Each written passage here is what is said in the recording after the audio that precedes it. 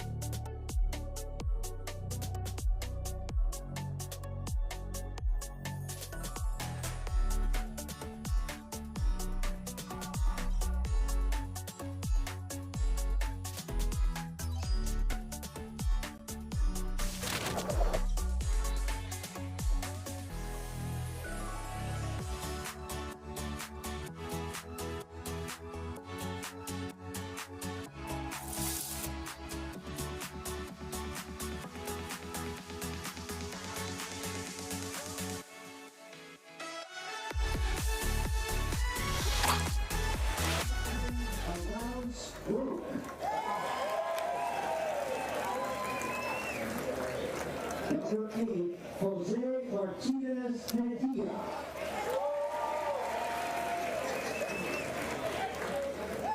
Number 16, Henry Jimenez Blandon.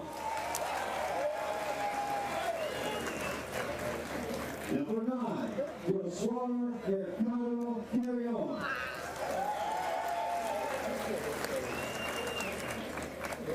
Number 18, Marvin Gomez Pichero.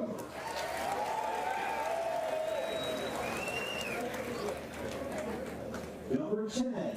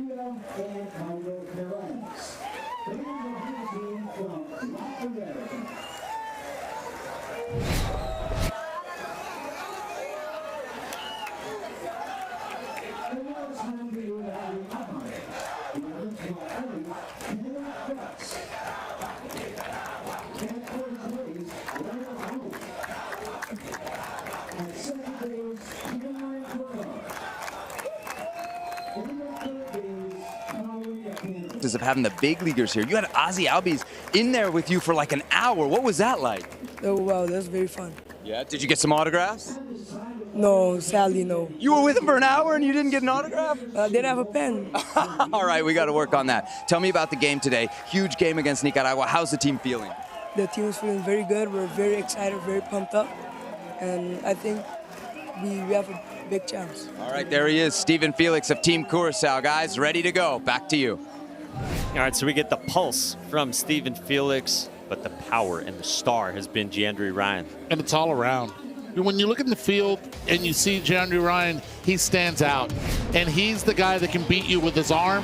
Look at the numbers on the left. No, it is correct. 9 strikeouts in 3 1/3 innings pitched, and it's all on fastballs. And then he put a bat in his hand, and he dominates there as well. The legs, elite. The glove, special.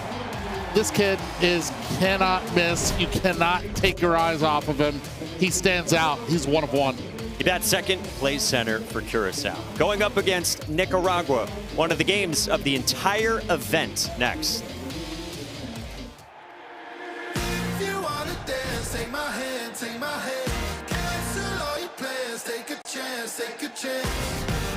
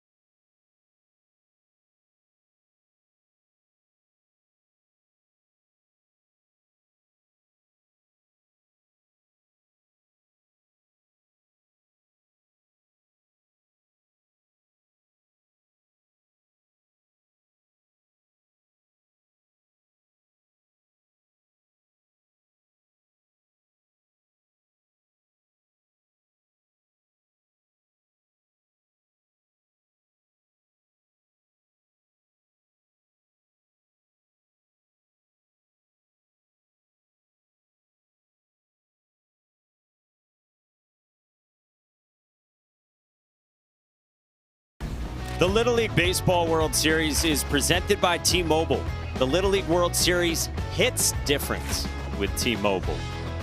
Curacao has the most big leaguers per capita in the world. Dominant Little League programs, they come from Willemstad on the island of Curacao. Yeah, and it's famous for its painted buildings, brightly put. The Queen Emma Bridge floats across the Santa Ana Bay. The official language is known as Papiamento, but they do speak 4 languages, and there's a unique underwater site called the Mushroom Forest. Now let's meet the players from Curacao. Mijn naam is Nathaniel Jansen. Mijn favoriete atleet is Michael Jordan. Mijn naam is Zatirianga. Mijn team favorito is de Atlanta Braves. Mijn naam is Jimmy Antonio. Mijn favorito is Aaron Judge. Mijn naam is Jordan Richards en mijn favoriete comida is Batatasa. Mijn naam is Sharon Delano. Mijn favoriete movie is Minions.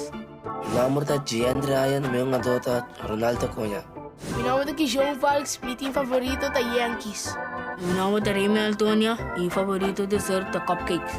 Mijn naam is Naim Curiel en mijn favoriete comida is een hamburger. Mijn naam is Ruben Salutera. Mijn favoriete team is Padres. Mijn naam is Jamie Martinez en mijn favoriete acteur is Tom Holland. Mijn naam is Julian Situwind. Mijn comida favorite is pasta Alfredo. Mijn naam is Felix Ignacio Lindo. Mijn favoriete is Tatis Jr. Mijn naam is Simon Felix en mijn acteur favorito is Tom Cruise.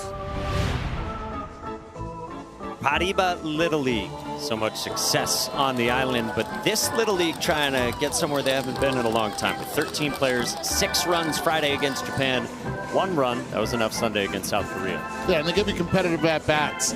That's what they do to keep the line moving. Every kid in this lineup has been able to just extend pitches from the opposing pitchers, and that's the one thing that Curacao takes a lot of pride in.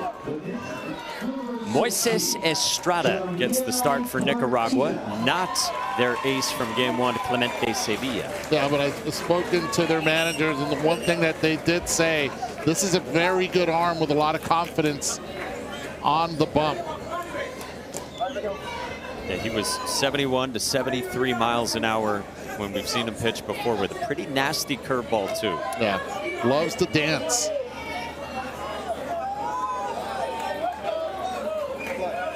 We're ready to go. Winner of this one moves to the Final Four, and we are underway. 72 miles an hour in the air from Jamiel Martina, and the very affable first baseman Kendry Arauz puts it away. That's an understatement.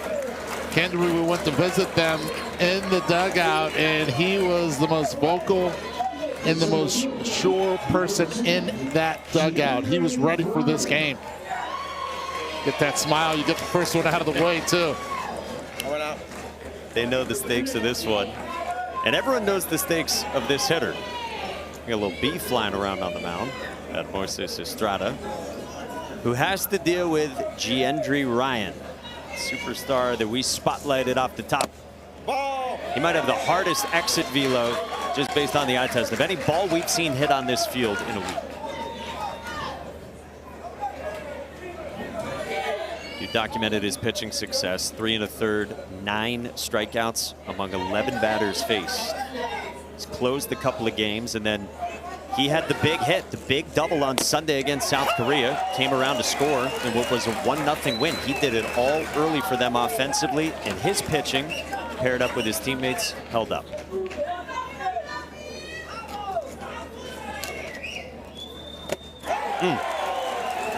And he's got court awareness as well. Martinez swung at the first pitch, and after ball 1 was thrown, he's like, I need to take a pitch to make sure that Arauz Estrada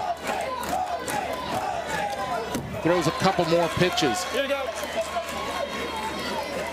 Even on a breaking ball miss there from Moises Estrada, you can almost see that, like, how sharp the spin is, the bite to his breaking ball, right? Yeah, just think about the distance and how much break you have to get with that kind of velocity as well.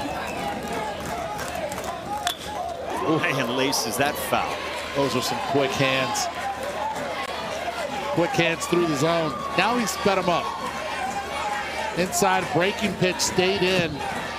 Let's see if he goes away with the fastball here.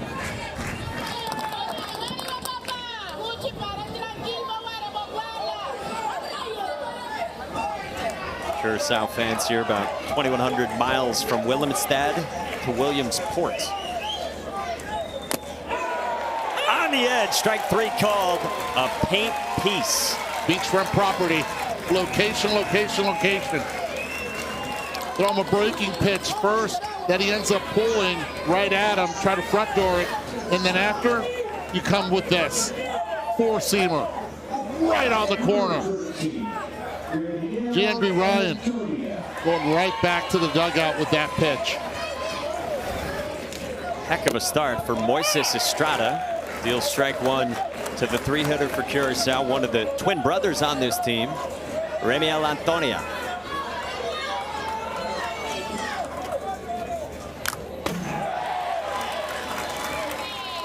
Really good swings, but it just tells you the life that there is on the pitches right now for Moises Estrada.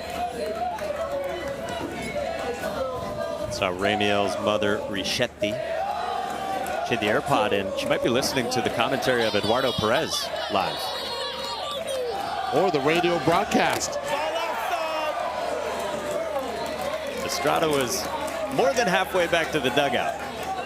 It's also broadcasted on radio back to Curacao. We've had Sebi on it the entire time.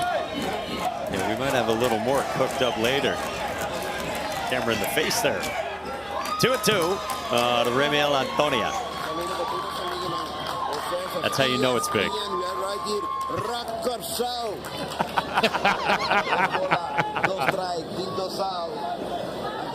It's a mix of English, Spanish, Portuguese. Add a little Dutch to it. Papiamento, as we showed you their official language. That's gas in English. 73 and a K strut from Moises Estrada in a 1-2-3 first. And in Spanish, you would say gasolina, baba. That's exactly what it was. Fastball, 2 strikeouts already with 1 pitch. Nicaragua due up next on the bottom half.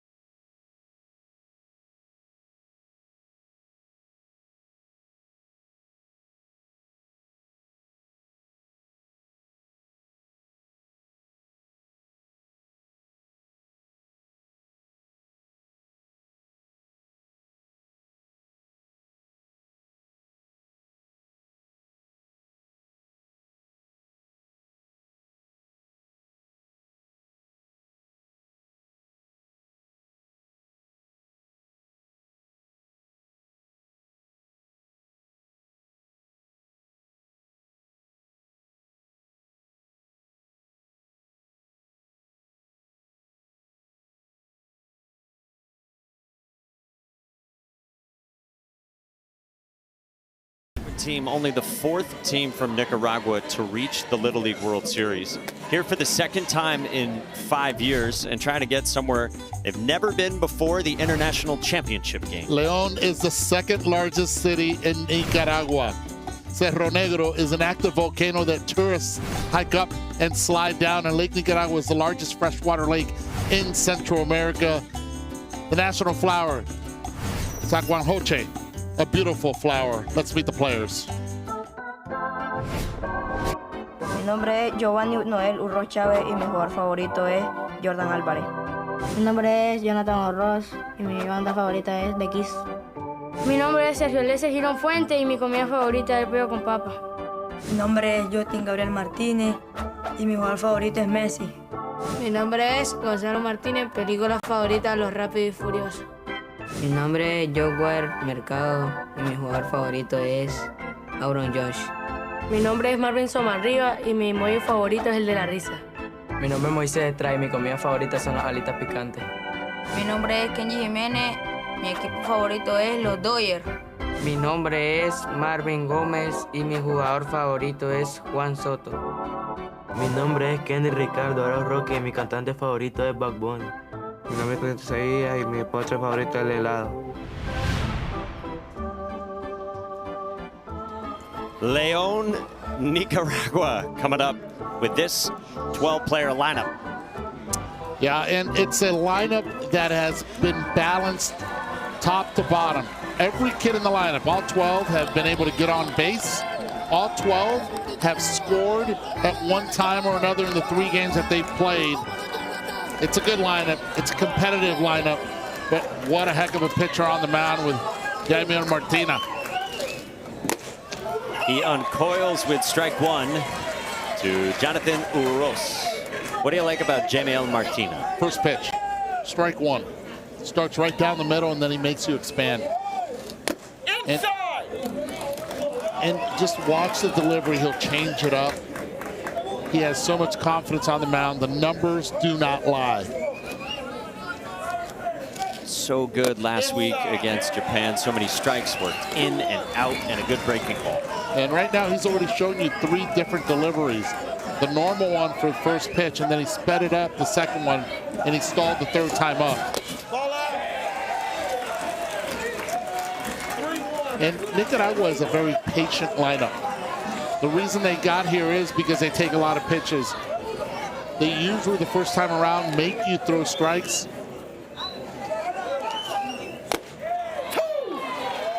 And this kid, Jonathan Uros, is the poster child for that. He's 0 for 6 in Williamsport, but 3 walks, 7 quality at-bats by our metrics. He's seen the most pitches of any player at the Little League World Series. The 6th one here. Roped down the line, fair ball. Jonathan Uros, his first hit in Williamsport is a leadoff double.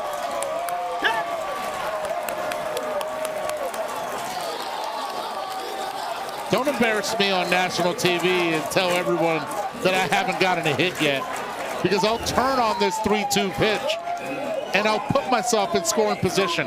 Pitch up in the zone, beautifully brings those hands in and keeps the ball fair. Nicaragua off to the usual start of getting that first runner on base and showing the pride of Latin America. Did you forget all the positive things I said about him too? You embarrassed him, man. What?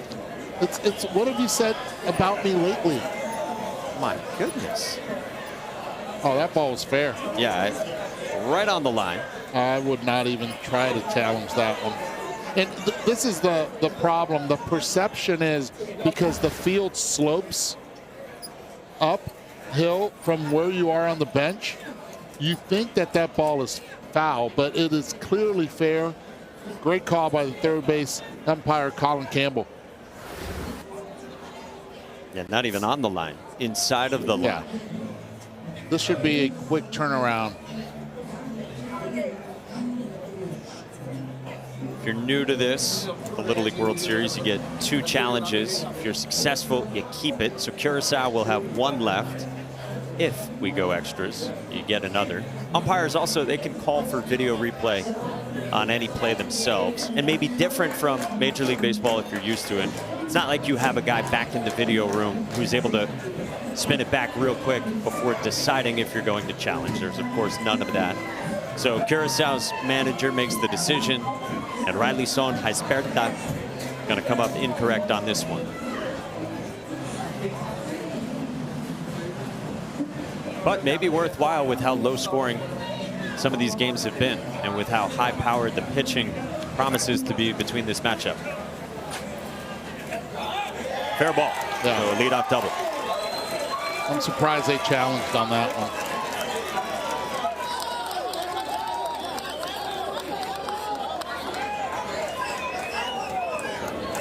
Let's see what Moises Estrada does here with a runner at second base. Does he go with the bunt, or do they let him swing? Big God, that's letting him swing. Yeah. Gets hit on the fastball, so he decides to go with the number 2.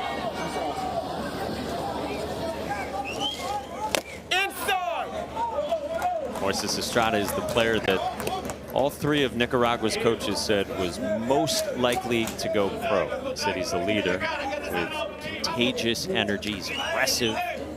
They call him Maximum Fury. 1 and 2, and he just broke a light. Well, there goes the budget. See ya. The ball might have got lodged in there. I didn't. Did the ball come down? Glass came down. I don't know if the ball did. Yeah. And we might need a pause here because of the glass that came down. Yeah, it's still raining. A lot of people with all over their hair and everything. They're calling the grounds crew right now. Oh, yeah. That's like...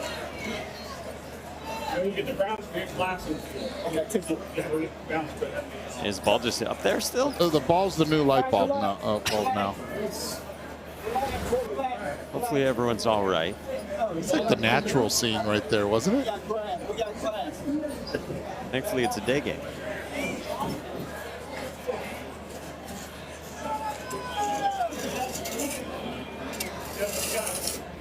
It's almost the kind of the joke. How many ground screws does it take to change the light bulb here? Yeah. Why would we ever think that there would be a quick game over on this field? Never. We don't imagine. You imagine if you had travel arrangements or something like that? Ah, yeah, just hypothetically. Oh, yeah. If anyone did. Oh, there it is. There it is. Did anyone ever wonder that maybe glass, baseball sort of don't mix? Now they do. That's a cool shot. It's like a big hit in ice hockey when you break the glass. Don't get distracted. One of the ground screw guys could be Sebi. Yeah, I actually don't know if we've confirmed that that is not Sebi. Yeah. Until I see Sebi's whereabouts, I'm not willing to say Sebastian Salazar isn't part of the ground screw. Now, let's appreciate this ball, seriously. Guys, I think I had my fair run with the grounds crew already. Everybody's seen my botched attempt at raking. I didn't know there was a wrong side of the rake that you could use. Apparently everybody else in the stadium did. And I do want to mention, you know, it's one thing that the jokes stay down here at Volunteer. My mom is watching a game up at Lamedy, and Carl Ravage is saying, boy, Sebi's never done a day of manual labor in his life. And then mom's texting me, and dad's chiming in, and he knows that that's actually kind of the truth, sadly. Ravi, keep it up, please. More of that in the United States games. By the way, the light is still working. Yeah. That is a phenomenal shot. How many years do you think it'll stay up there? No, this will just be a one-time thing. It could be out of there by tomorrow. That's how great they do things here. Unofficially, by my count, a 3.5-minute delay. But that was worth it. That was pretty cool. Thankfully, everyone's all right. Anyway, a ball and 2 strikes to Moises Estrada, and a really big at-bat here right out of the hop. Jamiel Martina deals. Got him, but on a drop third strike, Moises Estrada reaches. And he missed his location. That pitch was supposed to be way outside. And Angel Correa behind the plate was set up way outside, right? And now he has to reach over to the left. And when the swing comes, he loses track of the baseball, and he completely whiffs on it. Not only does a runner get to first, but now you also have a runner at third base. For Nicaragua's other star, Clemente Sevilla, who walked 3 times, most recently in the game against Mexico, RBI double in the opener for Nicaragua. Superstar pitching in that game too, game-winning outfield assist, but not pitching today, like you said. And Clemente Sevilla, the one thing that he has struggled with is being able to make contact on breaking pitches. So let's see how Martina actually pitches him in the zone. If he goes with the breaking stuff, the soft stuff, and then the heaters away. Sevilla hovering over home plate. Still the fastball, 2-0. Unfamiliar territory right now for Curacao and Martina, who was under control for 4 2/3 in his first game.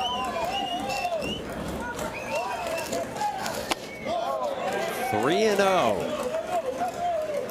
Clemente Sevilla has been dealing with some arm discomfort. It's not impossible that we see him pitch in relief in this game.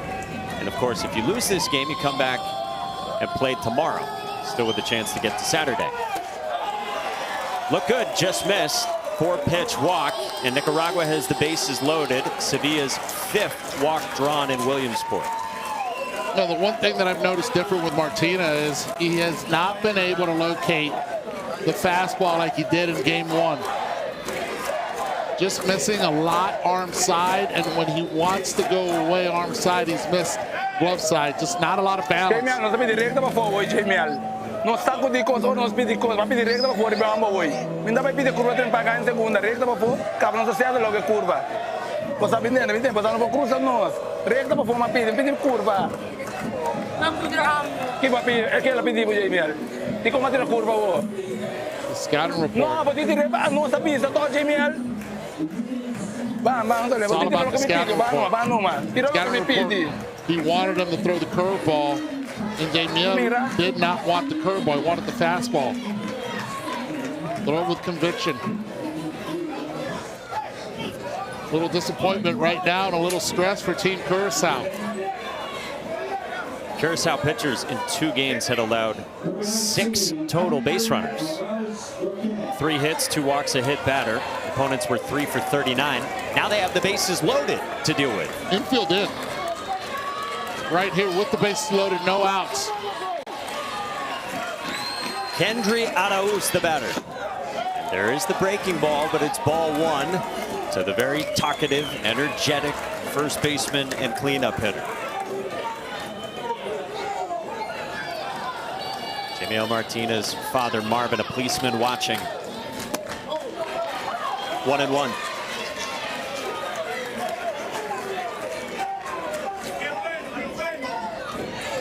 That's a great 1-0 pitch for Martina. That was 1-1. Big time backhand stop by Naim Curiel. I'll tell you the one thing that Martina has to try to stop doing is changing his delivery. The arm slot is just rushing when the bottom half goes by quickly. Hasn't had really good control. He has to just have one delivery, stick with it, so the arm can catch up to the bottom half. That looked a lot more fluid. That's more fluid. That's what we saw a lot of in game 1. No reason to try to start quick pitching.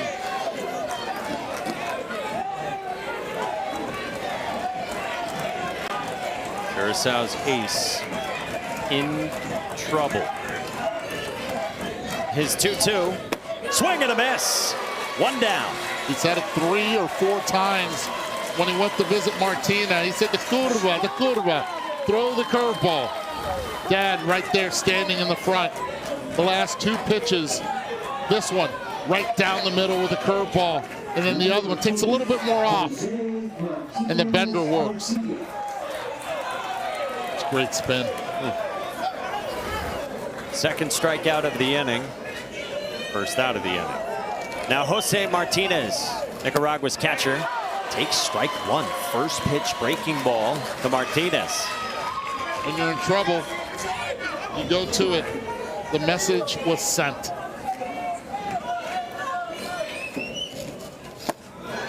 Back to the curva. Strike zone at this level. Knees to the armpits when the batter's in a natural stance.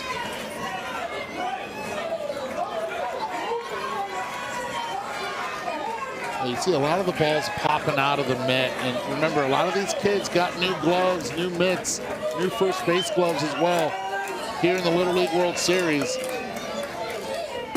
Oh, nasty from Jamiel Martina. 3 Ks in the inning, 2 down.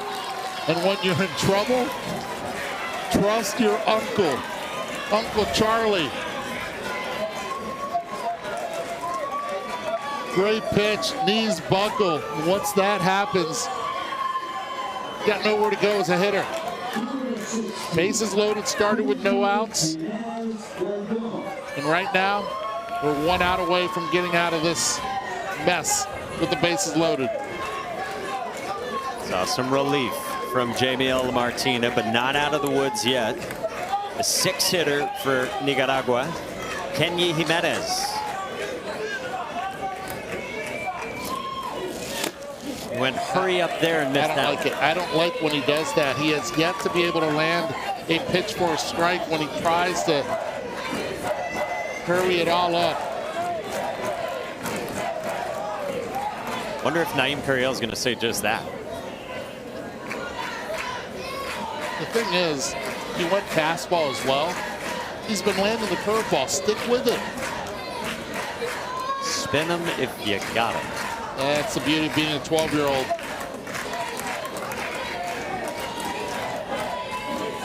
Hard to see that well-disguised sign in there from Naim Curiel, flashing the finger quickly. Heater for a strike. That's a couple times 1-0 fastball. You love that spot. Yeah, love the spot because you're looking for something you can drive middle in. You're not looking away. These kids are well coached. They're looking in one zone. And if you can land it, it's all yours. Curveball on the 25th pitch of the inning, and Jamiel Martina, 1 pitch from an escape for the ages. Oh, now he's starting to dance a little bit. He's starting to feel it on the mound. Oh, yeah. This is the one we saw in game 1. His 1-2. Got him! Uncle Charlie's on the pass list. Increíble, papá. How about that? Bases loaded, and let's go with the number 2. Feeling it, feeling it. Time to get on that bump and let it spin. Curaçao, Nicaragua, 0-0. We're going to the top of the second.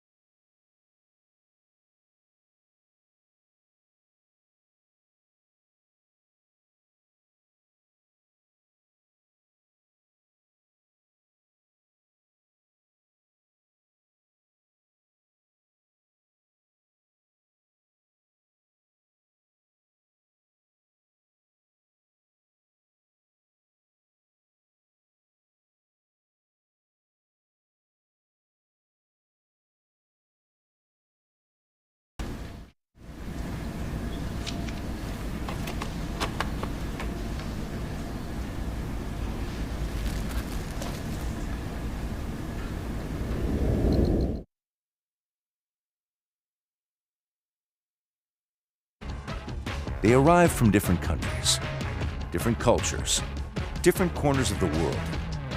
Then they step onto the field and speak the same language. Yazawa launches. He did it again. What do you say? Vancouver Magic. Got him. A no-hitter for Curaçao. Throw to the plate. The tag. Ball game.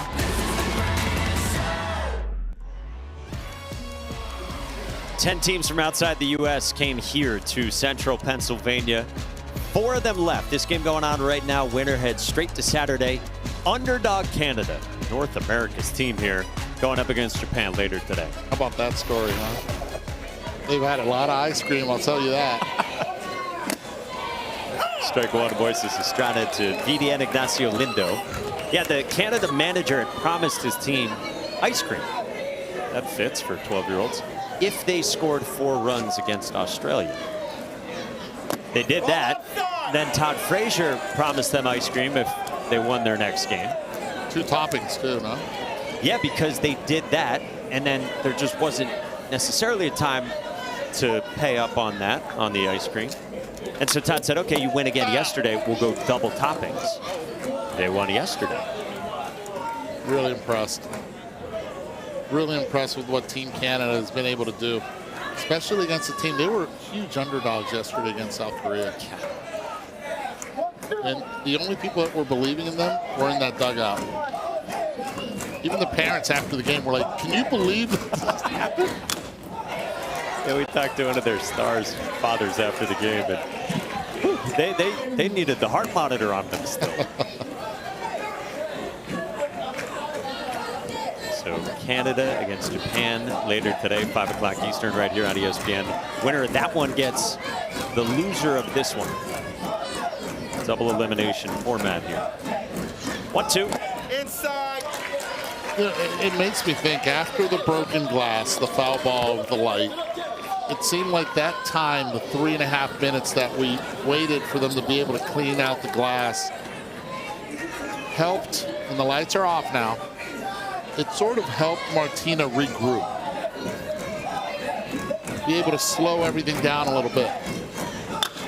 Oh. Backside stinger from Vivian Ignacio Lindo. I wish I would have been a left-handed hitter to feel that. And the great Tony Gwynn made a beautiful living out of that 5-6 hole. And just allow the ball to travel. And we've seen so many little leaguers on both sides at Lombardy here at Volunteer, left-handed hitters be able to just allow the ball to go deep and hit it hard through that infield. What a piece from Vivian Ignacio Lindo.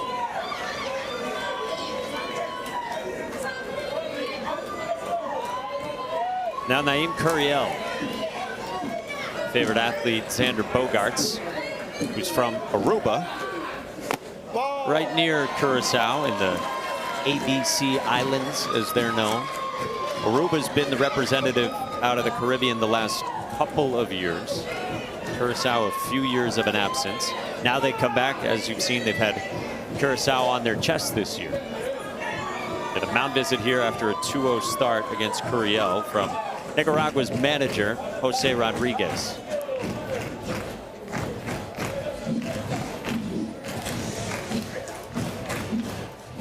¿Cómo te sentís? Bien, entonces, tranquilito, tranquilito. Hey, ponle en strike que te va a regalar el lado. Ponle en strike, papá, tranquilo. No pasa nada. Nosotros vamos a batear también. Entonces, hacerlo todo. Ponle strike, okay. Vamos a darle, Gonzalo. Let's go, fellas. Dile ahí, ponte grande, vamos. Get big back there. You know, that last inning where they got Martina for 26 pitches, they had the bases loaded, no outs.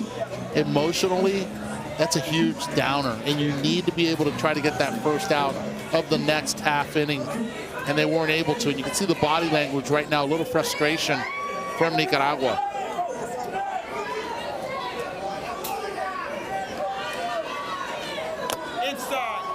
Got me thinking about broken glass songs. Walking on Broken Glass, Annie Lennox. Good. Do we have that in the budget to listen to? You want to sing it? I don't want to pay for it.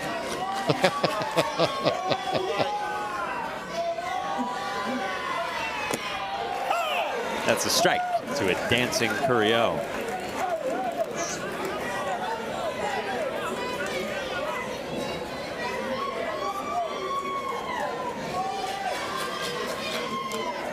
Bunted foul, 3-2.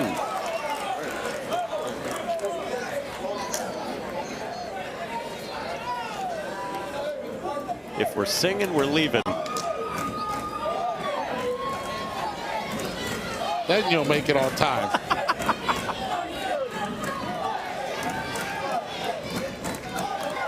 Three-two. Popped up. Wait a second. Save the lights. Save the lights. We're good. And I love that all the players here, they hustle for that foul ball. Don't take anything for granted here. A lot more foul ball territory. I've said it pretty much every game that we have here. It's not a forgiving field for anything in foul ball territory. Estrada's 3-2. Ooh, missed up. So the first two on for Curacao after Estrada had a 1-2-3 first. Hey, follow the amazing kids as they experience their own Little League World Series adventure. Download the Little League World Series app and watch highlights, get photos, schedules, and more. Available in the app stores for Apple and Android devices.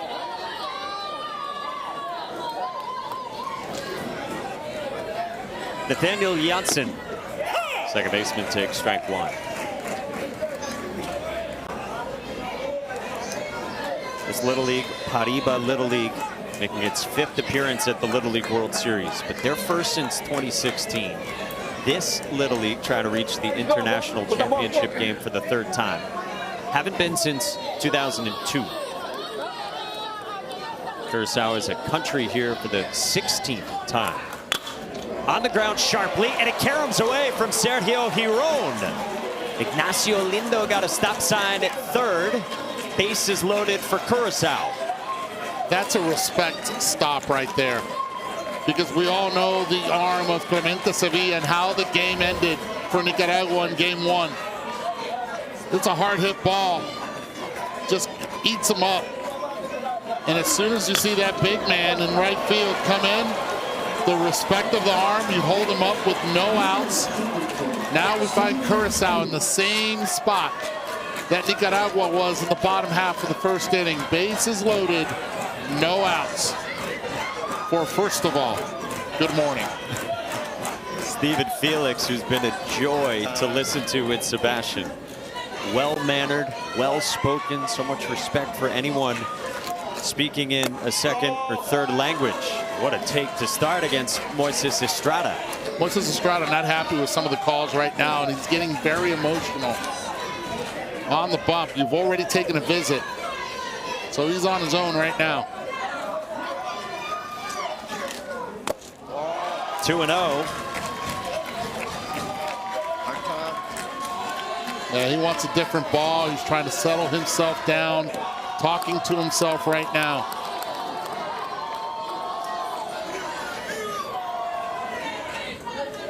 Self-talk from Moises Estrada. In on the hands at 73. He had the take sign. He had the take sign right there. Disappointment from the coaching staff. That would have been ball 3. You don't need to speak Papiamentu to know Riley Son Hesperta's thoughts.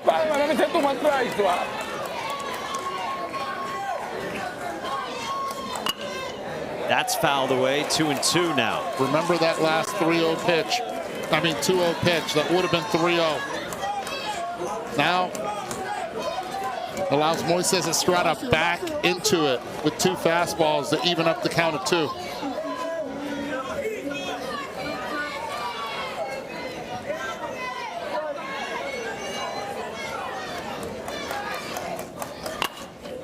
Ground ball to short. Jonathan Uros goes to first, and a drop from Arauz. They get the out, but a run scores. Good afternoon, Curacao. Stephen Felix comes through. Oh, Curacao's going to try to challenge again. They only have one more challenge left because they tried to challenge a fair foul ball down the line earlier. I think they're going to lose this one as well. Watch this. To his right, ball does drop. Where's his foot? It's not on the bag yet, but does he get there back in time? Oh, no. Wow, so it's going to be nobody out, 1-0 Curacao, and Curacao will retain 1 challenge remaining. Oh, boy. Oh, from this angle, it looked like he did, but he did not. That's why you always have to run through the bag. Did he clip it with a cleat actually on the right foot here? No, I don't believe so. I think this angle doesn't do it as much justice because you create the doubt right there.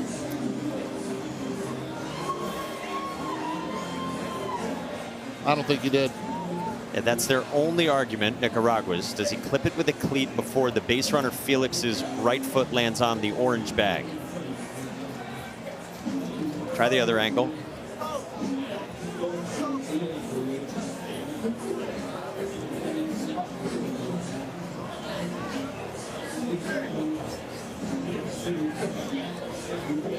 No. I don't think it ever touched. I don't think you can. Thing is, do you have enough to overturn it? Right. Call on the field was out.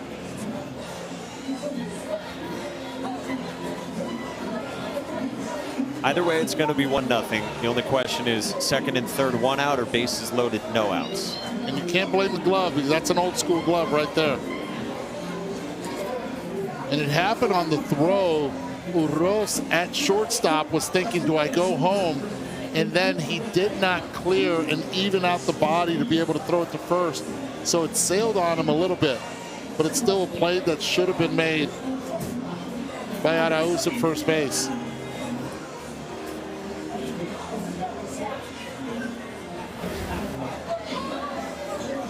What do you got? I think it's going to be overturned. Let's see it in real time.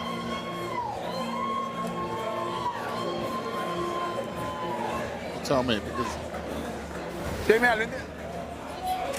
watch this right here.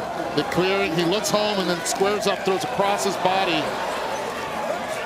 And one of the big reasons why the ball was way over to the left of Kendry Arauz at first base. Your top run through the bag for situations just like this.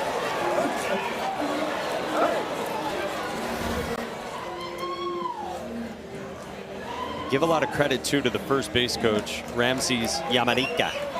Safe at first, so it is overturned. They felt like they had enough definitively to overturn, and so now it's bases loaded, still nobody out, and the run in. And it's huge. And I ask you, Curacao, how many runs have they allowed in this entire Little League series? The answer is 0.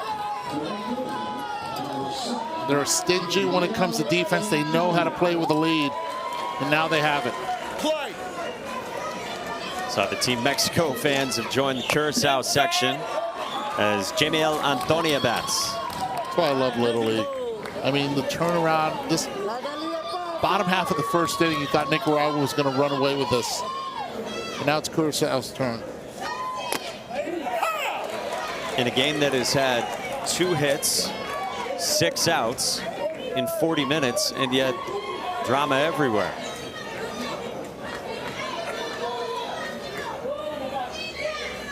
Moises Estrada's 1-1. Up and away, 2-1. Yeah, you're right, Curacao, 2 shutouts. First time a Curacao team has not allowed a run through its first 2 games at the Little League World Series. Told you they've made 16 trips. Line shot right field, base hit, Jamiel Antonia. Curiel is in. And more respect for the rocket of a left arm on Clemente Sevilla. Yeah, and that's the big reason why you put those 2 hands up. Curacao continuing to take advantage of any mistake that any team gives them. And right here on a 2-1 count, you get the fastball. Right down the middle, hands tight to the body, and let the velo provide the action. Just keep the line moving. And here comes Jose Rodriguez. He's going to summon his right fielder, whose arm we just saw, to take over on the mound. Haga eso que te van a expulsar, vamos. Tranquilo, vamos. Vamos, vamos. They're bringing in the big dog, Clemente Sevilla.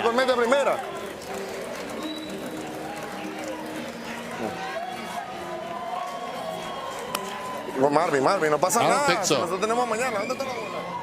I think Clemente's going. Yeah, you're right. They're still not going to go to their big arm Clemente Sevilla. Yeah, I saw him putting a batting glove on, and that's when I realized with the losing the game, you don't bring him in. Wow. Back after this, Curacao leads.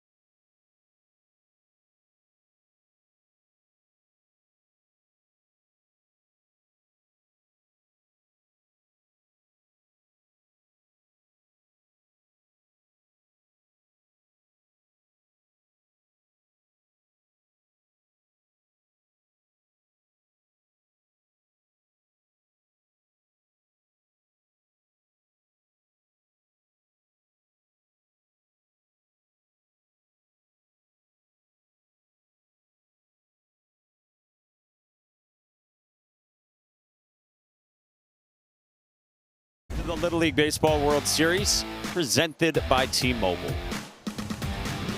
8 teams left still playing Little League Baseball. The best around the world here in Williamsport. 4 in the international bracket. Our game top middle of your screen. Bottom middle of your screen coming tonight, 5 o'clock Eastern. Right here on ESPN Canada, the underdog story against Japan. A power here at this event. And now here's where the strategy comes in. It's early in this game, but it is 2-0 Curacao, and they're still threatening with the bases loaded. Why is it the right move not to go to Clemente Sevilla and instead to Marvin Gomez, or rather Kendry Arauz? If this was an elimination game, it would completely be the wrong call. But because both teams are in the winner's bracket and you have to play tomorrow against the winner of Japan and Canada, you have to save that big arm. If it's a tie game, I bring in Clemente Sevilla. When you're down, you just do not. 1-1 on Kijum Volks. And who should be celebrating right now? The team, if Nicaragua goes to the finals in the international bracket, the team that would face them. On the ground towards second, Sergio Giron goes to first with it. 3-0. Oh man, they're falling apart right now. And one of the big reasons is they're playing the infield in. Sergio Giron has to get this ball and throw home. The play is to home. Now you cannot assume if you're a defender not to go to second base. Everyone's at fault here. Here you go to home with it. You have enough time. The play is throw home. But Urroz at shortstop still has something to do. You have to go to second base. Did not go there. The only play was to first. Now you have runners at second and third, only 1 out. Already 2 outs potential given out in this inning. Jerry Ensley, DeWint smacks one into center. Stephen Felix scores, a bobble in center, Antonia to the plate, and it is 5-0 Curacao.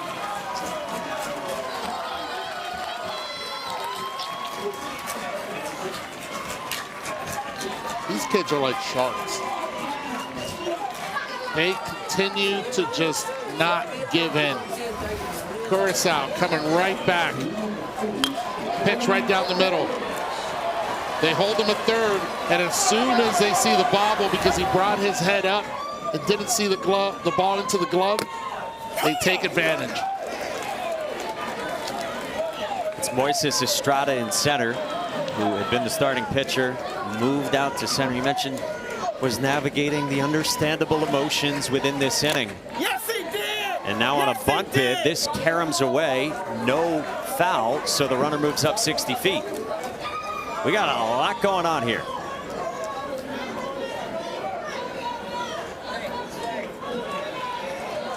Hey! Hey! Hey! Slash va, mi man. Slash. Bang. Could be a slash bunt situation right here. 2 strikes. On Jordan Richards. Corners come in.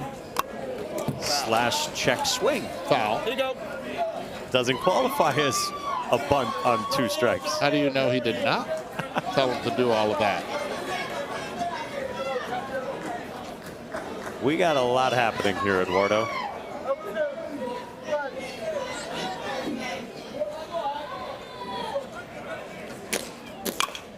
Chopper to third. Marvin Somariba for out number 2. The other part of it with the decision making in terms of Nicaraguan pitching, I totally agree with you. If you're trailing by 2, you don't want to waste Clemente Sevilla. But if you lose this game and he goes tomorrow, you could only throw him up to 50 pitches and have him pitch again Saturday or Sunday. No. You win. But that's what I'm saying. You only have, you're deciding if you don't use maybe your best pitcher today, you're saying he's going to pitch tomorrow and you only have 50 pitches left to use him if you want him to throw another time. Yes. Yes, and this is knowing the math and knowing the rules right now of what you can with the pitching eligibility. And it is the right call right now what they're doing. Sometimes it's better to just lose the battle but end up winning the entire thing when it comes to how do you use Clemente Sevilla. The batter is Ruendrickson Luteria. 1 and 2. And just to show it another time, this is how many pitches you could throw today. Right. And then when you could next be available. But if you're not going to use Sevilla today, bump everything back a day. So if he's in that 36 to 50 threshold tomorrow, he could come back on Sunday. Anything above it, he can't pitch again. This is cracked. Deep left center field by Luteria, all the way to the wall. It's a Curacao onslaught on an RBI double from Ruendrickson Luteria.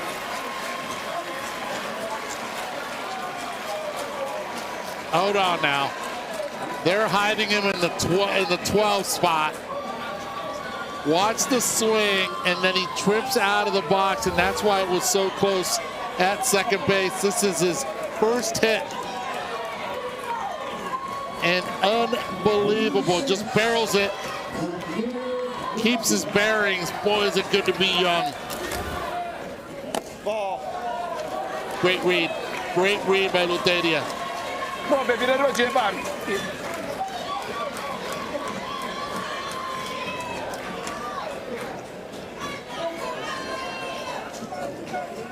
So now he's 60 feet away for Jadir Yanga.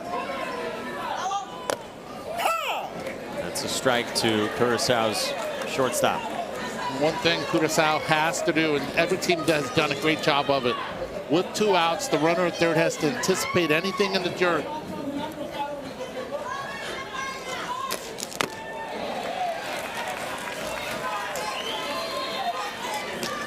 One, two. Janga trying to put the pieces together here and add some more. Line to left. Add another for Curaçao. It is a 7 spot in the second. How about the bottom of the order? What they have been able to do. They continue to pound the breaking stuff, the fastball in the zone. They've used the entire field, the pull side. They've gone the other way.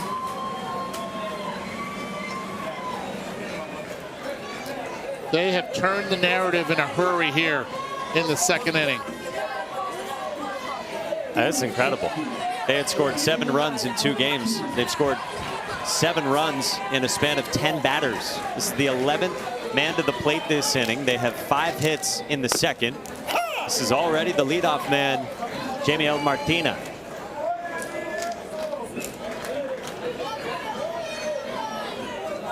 They've made more of a mess in fair territory than the glass did in foul territory.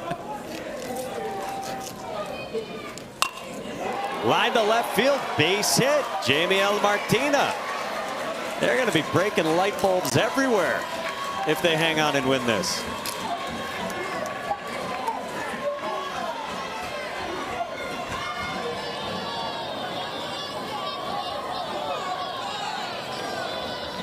Absolutely stunning.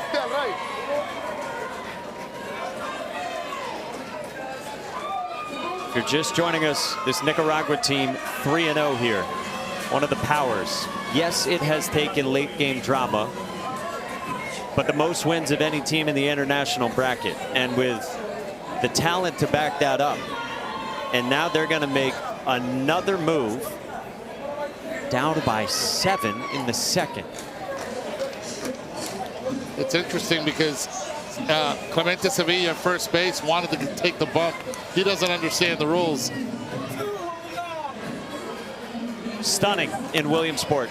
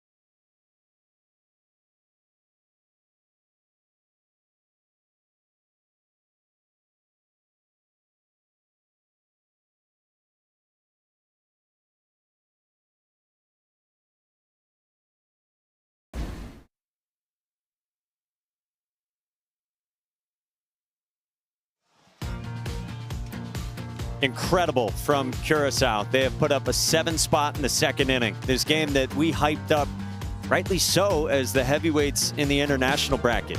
Maybe the 2 of the 4 best Little League teams around the world. And how about the first 3 batters on each side to an inning? Nicaragua loaded the bases in the bottom of the first, but they got nothing out of it. And then Curacao right away loaded the bases, single, walk, error, and they bust out in a major way. And now Giovanni Uros takes over for Nicaragua and has to deal with Curaçao's biggest star, Giandry Ryan.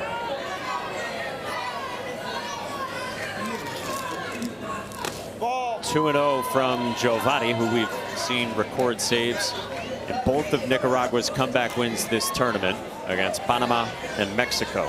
Gotta be careful here. This could be loud. On the ground in the hole. Tough play for the shortstop, Jonathan Uros, not in time.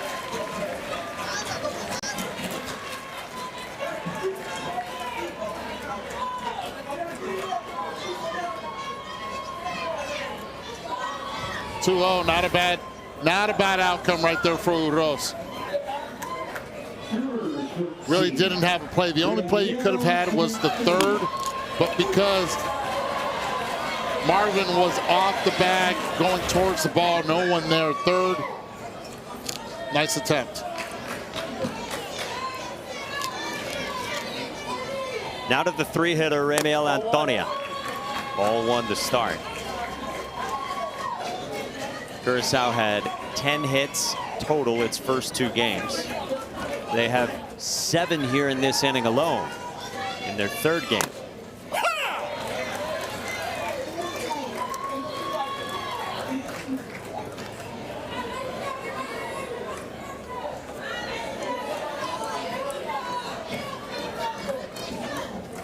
Loaded up 1-1. Ball out. Twist outside.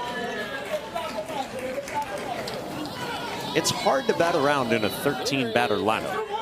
Yeah.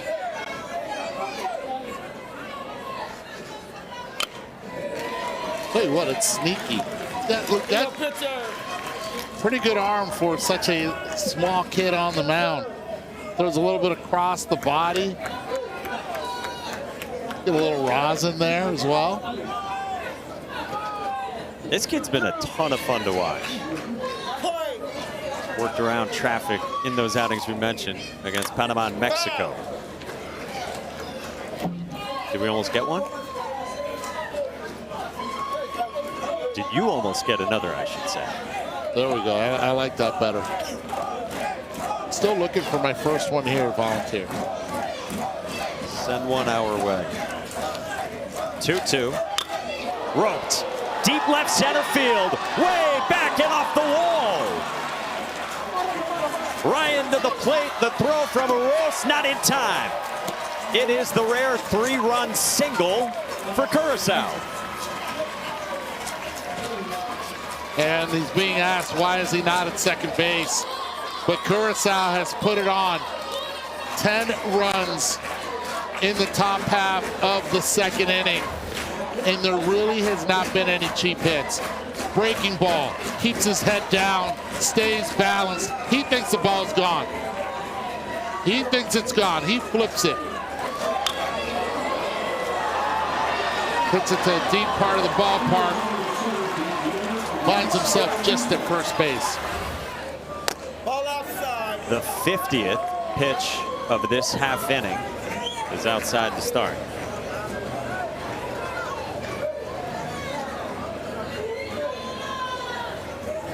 It's the most runs scored in any inning by any of the 20 teams here at the Little League World Series this year. Let's not forget how this inning started. Started with this kid up at the plate, Lindo just going the other way. That was today that he did that? That was the sitting.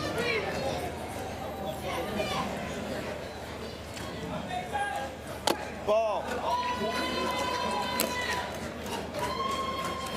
And the scoreboard here is not capable of putting up double digits for any one inning.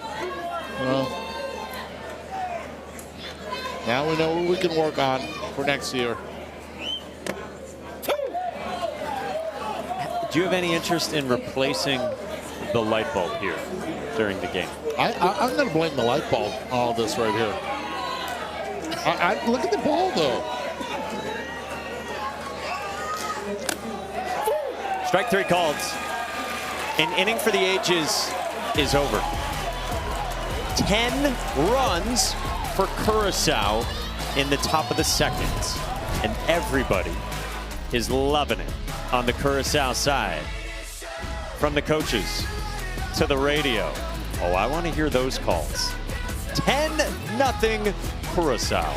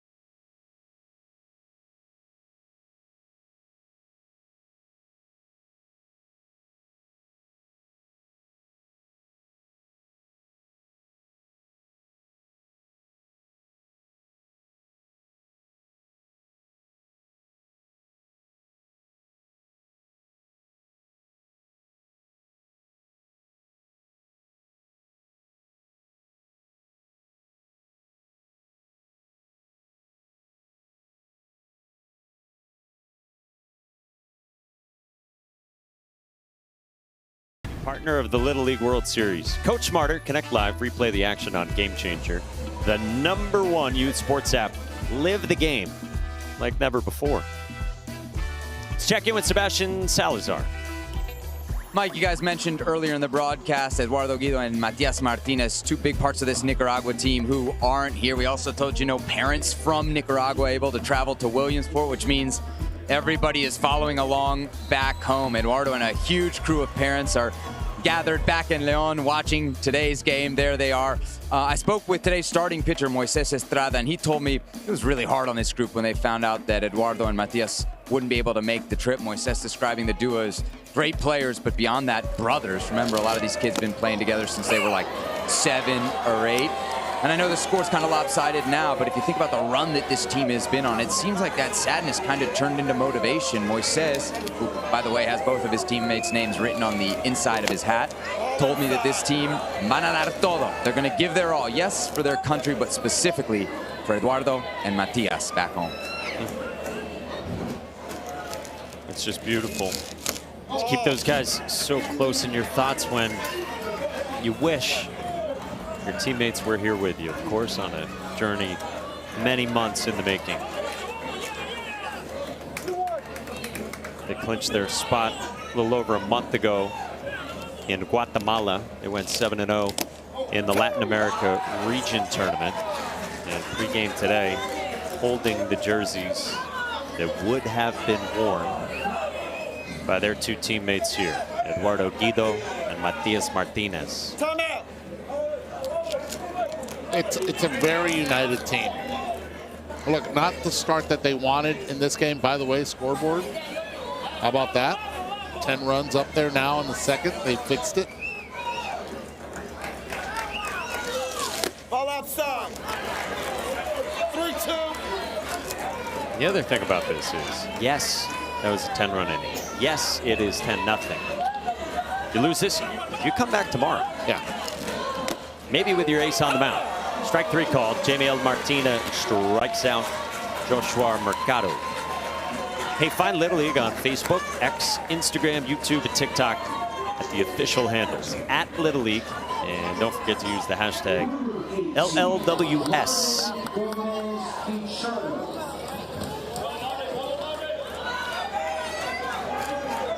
One out base is empty, and Marvin Gomez taking over on the mound. 5'10", 12-year-old. Cousins with Clemente Sevilla. I think you can't tell the story enough. What Marvin Gomez and Clemente Sevilla do to just play the game, to practice the game. This is what they love, and the sacrifices are unimaginable. What kids all around the world do to be able to have fun with their friends. Gomez strikes out, 2 down. Yeah, he and his teammate Clemente, they walk miles and miles just to get to practice. They walk 4.5 miles to practice, and then once practice is over, they then also take we got an injury here.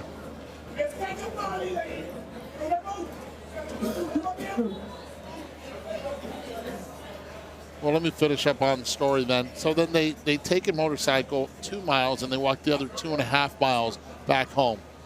This is done 5 times a week, 5 days out of the week. For 3 months. It's unbelievable.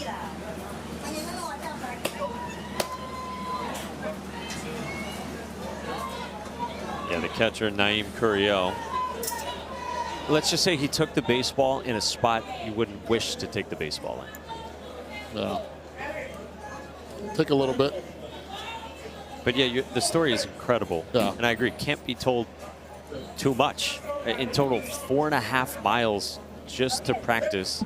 They're practicing with a manager that they have played for since they were 7 years old.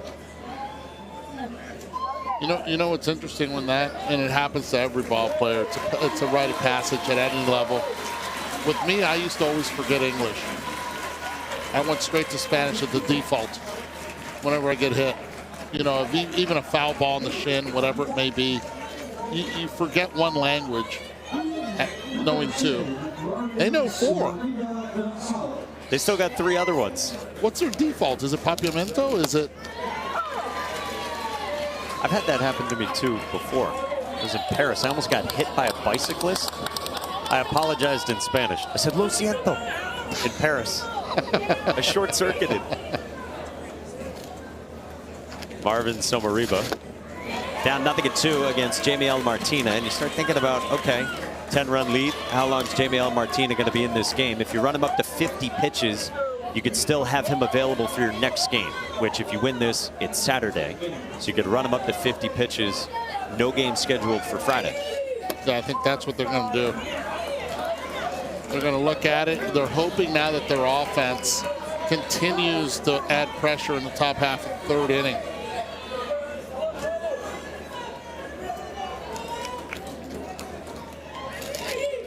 I mean, that inning just changed the tenor of this entire tournament for even the United States teams. 100% it did. I mean, this is their strength, their pitching, and Martina is a huge part of their success.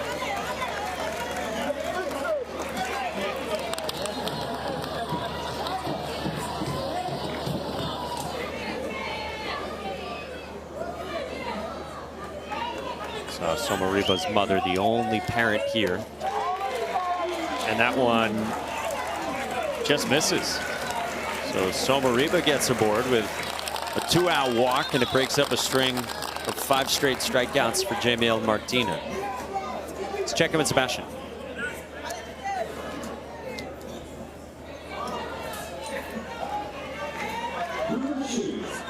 Guys, you just saw Marvin Somariba's mom there, Yaneris. It's actually an incredible story. She's here with Marvin's older brother, Lucas, and the pair actually live in Miami with Marvin and his father living back in Nicaragua. She told me that before they got here to Williamsport, it had been 4 years since she and Lucas had seen Marvin. Throughout the entire qualification process, she was praying that they would make it to this tournament to facilitate this reunion. Of course they did. She had a chance, her and Lucas, to get with Marvin after the last game. It was brief, but she said There are no words for the emotions that she was feeling. I had a chance to talk to Marvin, and he said it was incredible to see mom and brother after 4 years apart. This is such a big deal, this tournament, for baseball, but you get stories like this and you realize to facilitate a family reunion here in Williamsport after 4 years apart, it just means so much more. Gives you goosebumps, doesn't it? I mean, literally. Wait till you get into a 50, you start crying. Get goosebumps now. You're tearing up. I got shivers.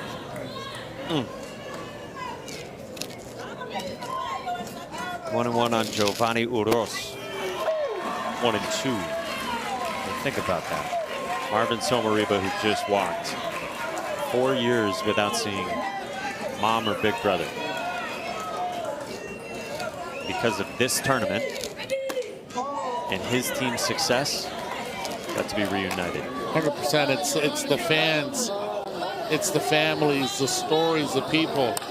Sebi, thank you, because I mean the job that Sebi does, we joke around that he runs around all over the place, but when he runs around, he comes back with some unbelievable stories.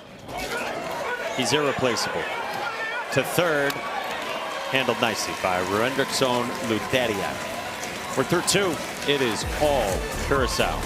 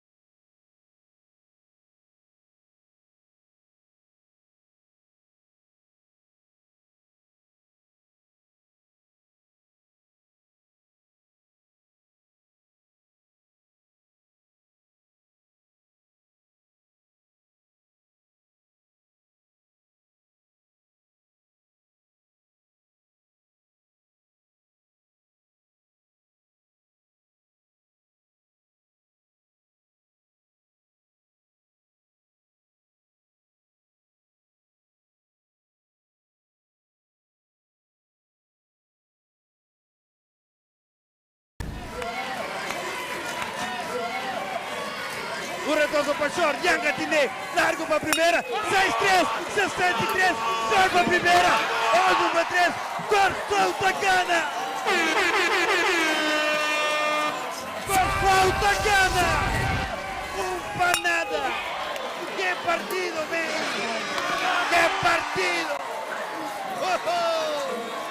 Es tu Vega!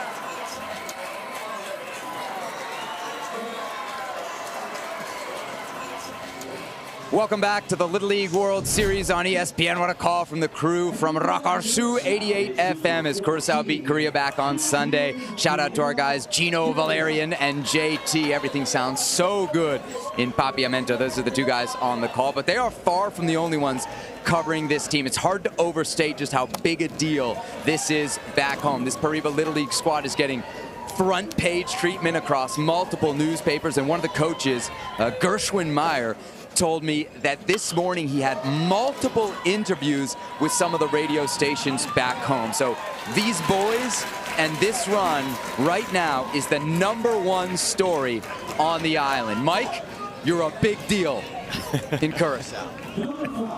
I want to live like this guy. He's just taking phone calls between innings. I'm getting text messages from Andrew Jones saying seriously, because he's in a golf tournament that he had to be probably with Rossi, and next thing you know, he's like, really? 5-0, 6-0, 7-0. He thought I was joking. He was like, wow. You have already FaceTimed him during this game. And we're getting instant feedback from him.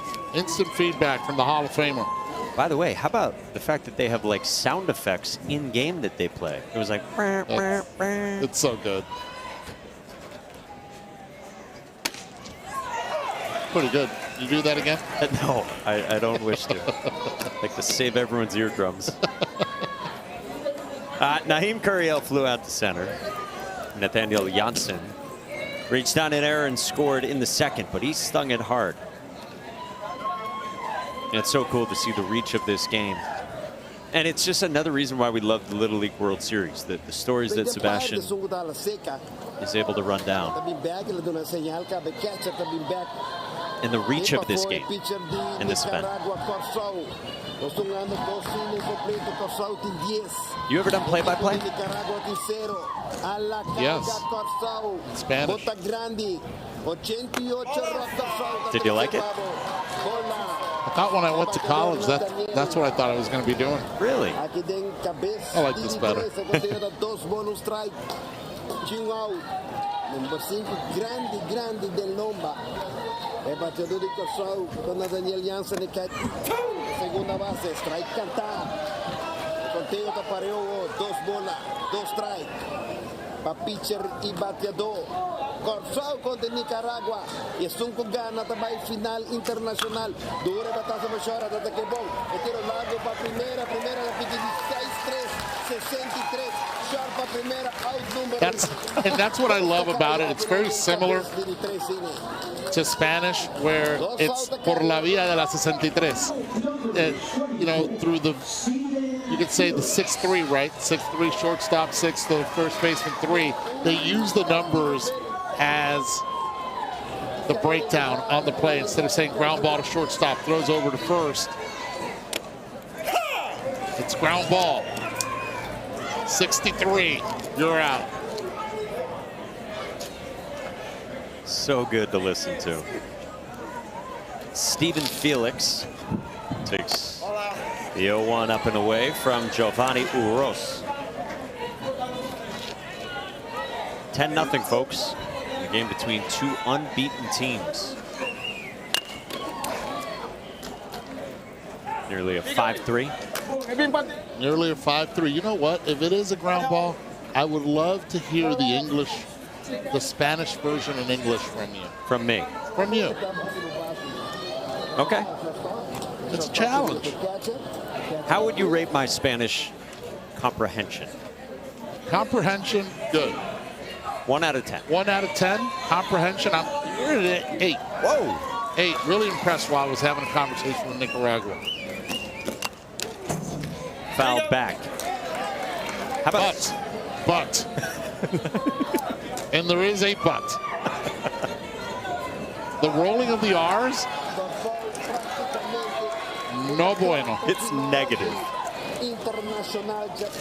It is negative 10. Fouled away again by King Felix. You have no idea how much I am hoping right now for a ground ball.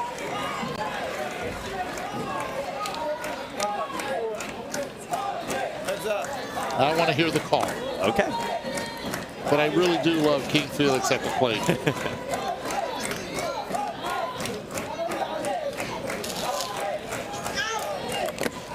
Fouled back. Here, switch it. You have my mind in a pretzel right now.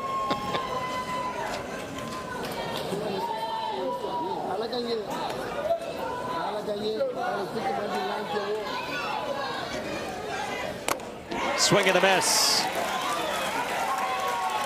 What do we call that? Por la vía del ponche. A punch out.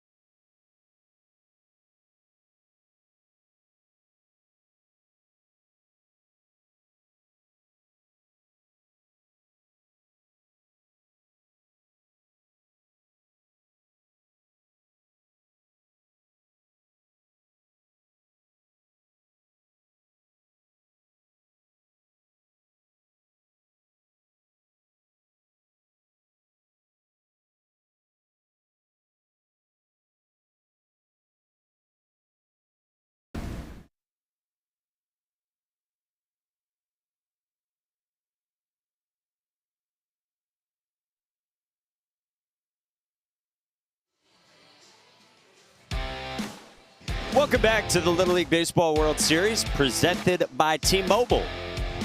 It's such a good day of games here. Last day where you get 4 games all on one day in Williamsport. And that right there is Davenport, Iowa. Unblemished, maybe the most feared team in this event for their star power, Cooper Tisson, Anthony Johnson Jr. Yes, it's the power lefties that they have. They can piggyback off each other, and they can run deep into this Little League World Series because of that dynamic duo. Well, here in an unbeaten game, the winner of this one, Curacao and Nicaragua, advances to the International Championship. Curacao put up 10 in the second. Ace on the mound, Jamiel Martina. He's had 48 pitches now. And we think that they probably will have him be done at 50 or finish the at-bat where he reaches 50. That way you get 2 days rest necessary. That would be Thursday and Friday. And he could be available Saturday. But potentially there's still a long way to go in this one. The run rule is 15 runs or more for a lead through 3 innings, or 10 runs or more through 4 innings. So you could say, okay, well, you just need to get through the 3rd and 4th, but if Nicaragua gets anything in terms of runs, you'd need to get through 4 more innings. There's a strikeout by Jamiel Martina, and there's one away. He hits 50 pitches, and we'll see if this is it. We'll see. They're looking in. And yes, it is. They are playing the game. They're playing the Little League rules the right way. Buen trabajo, guys. Me se buena 50. Buen trabajo, papi. Great job. Okay. Great trabajo. By left, by left. Jamiel, by right. Jamiel, by right. Jamiel, bien. Tira strike para mí. No, no pasa, no. Bom, vai. 2 1/3 of one-hit baseball, 7 strikeouts.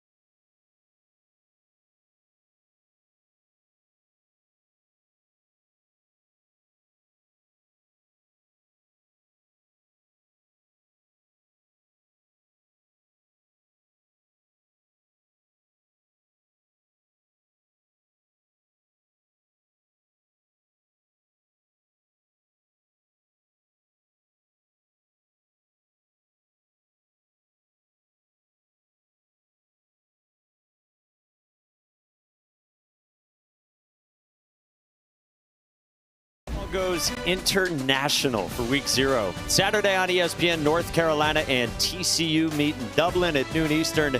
Then NC State at Virginia. Then hop over to ABC for Alabama A&M and Howard. 7:30 Eastern.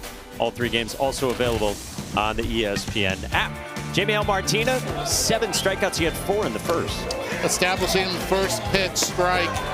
After he had the bases loaded, he went down for Charlie, and it worked. That breaking pitch was a swing and miss for him. Then he started to feel good on the mound. And after that, he was able to locate. Continued with that number 2, the curveball. But now they're able to get him soon on Saturday for the International Championship game if necessary. Jordan Richards takes over. 2-0 to start on Justine Martinez. Lineup about to turn over. Jordan Richards says he throws a curveball, a fastball. Doesn't know the velo on it, but it looks pretty good. A changeup and a self-taught knuckleball. That's good velo as well. He's just getting loose. You see him still shaking off his arm a little bit. Good presence on the mound. quick with the delivery. So you'd feel good about running him up to 50 pitches, too. And then you could have him available for Saturday. And maybe it works out if you're Curacao, where you got other pitchers' experience here, too, before Saturday and Sunday. Absolutely. You get there. A very versatile lineup the Team Curacao has. Ball. 3-2. And again, there is urgency to be really effective right when you come into this game, even with a 10-run lead. Run rule would be in effect through 4 innings. A strikeout for Jordan Richards, and there's 2 gone. They're elevated with the heater. Think about this. The ability that he has right here is to use that number 1 right on the top of the zone. I would like to see the knuckleball for 1 at some point. Says he got himself the knuckleball. I've never been able to throw one. Heater to start out, Jonathan Uros. How many pitches do you think Jonathan's going to see here? I'm going to say 7. I'm going to take the over on it. Pitch number 2 is a strike. All right, so we got 7 and more than 7. More than 7.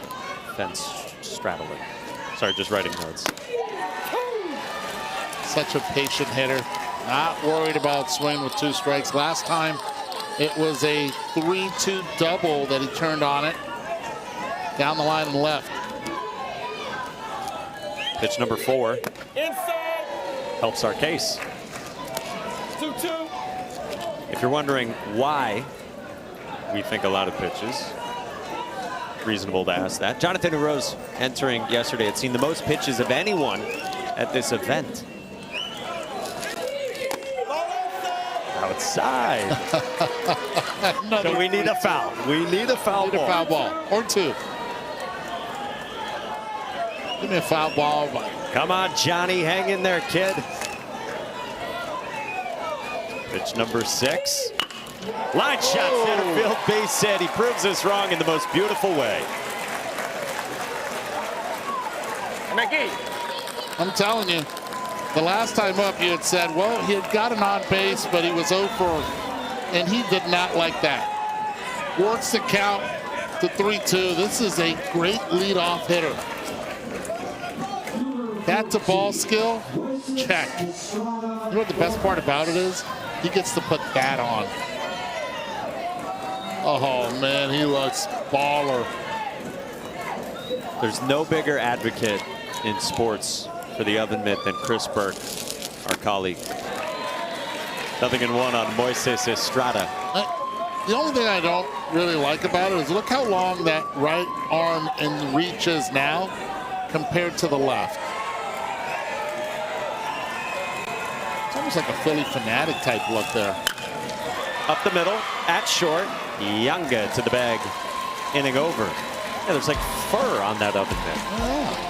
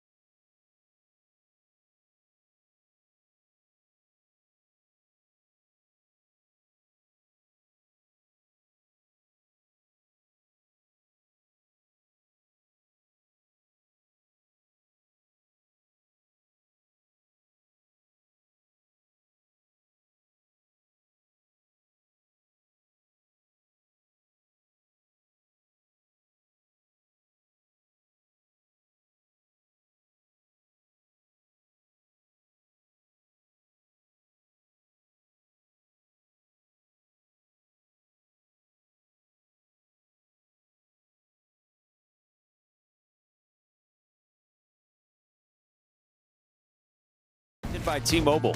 The Little League World Series hits different with T-Mobile. Oh, it's a party for the Curacao parents. For more, let's check in with Sebastian. Guys, Curacao so impressive today. Jamiel Martinez so impressive. We got his dad Marvin with us. Cuéntame, esto es algo de una sorpresa, ¿no? No, es una sorpresa y preparamos bien para estar aquí y dar lo mejor de nosotros. He said it is a bit of a surprise that the team is up 10-0, but they have worked very hard to be here and show the best of themselves.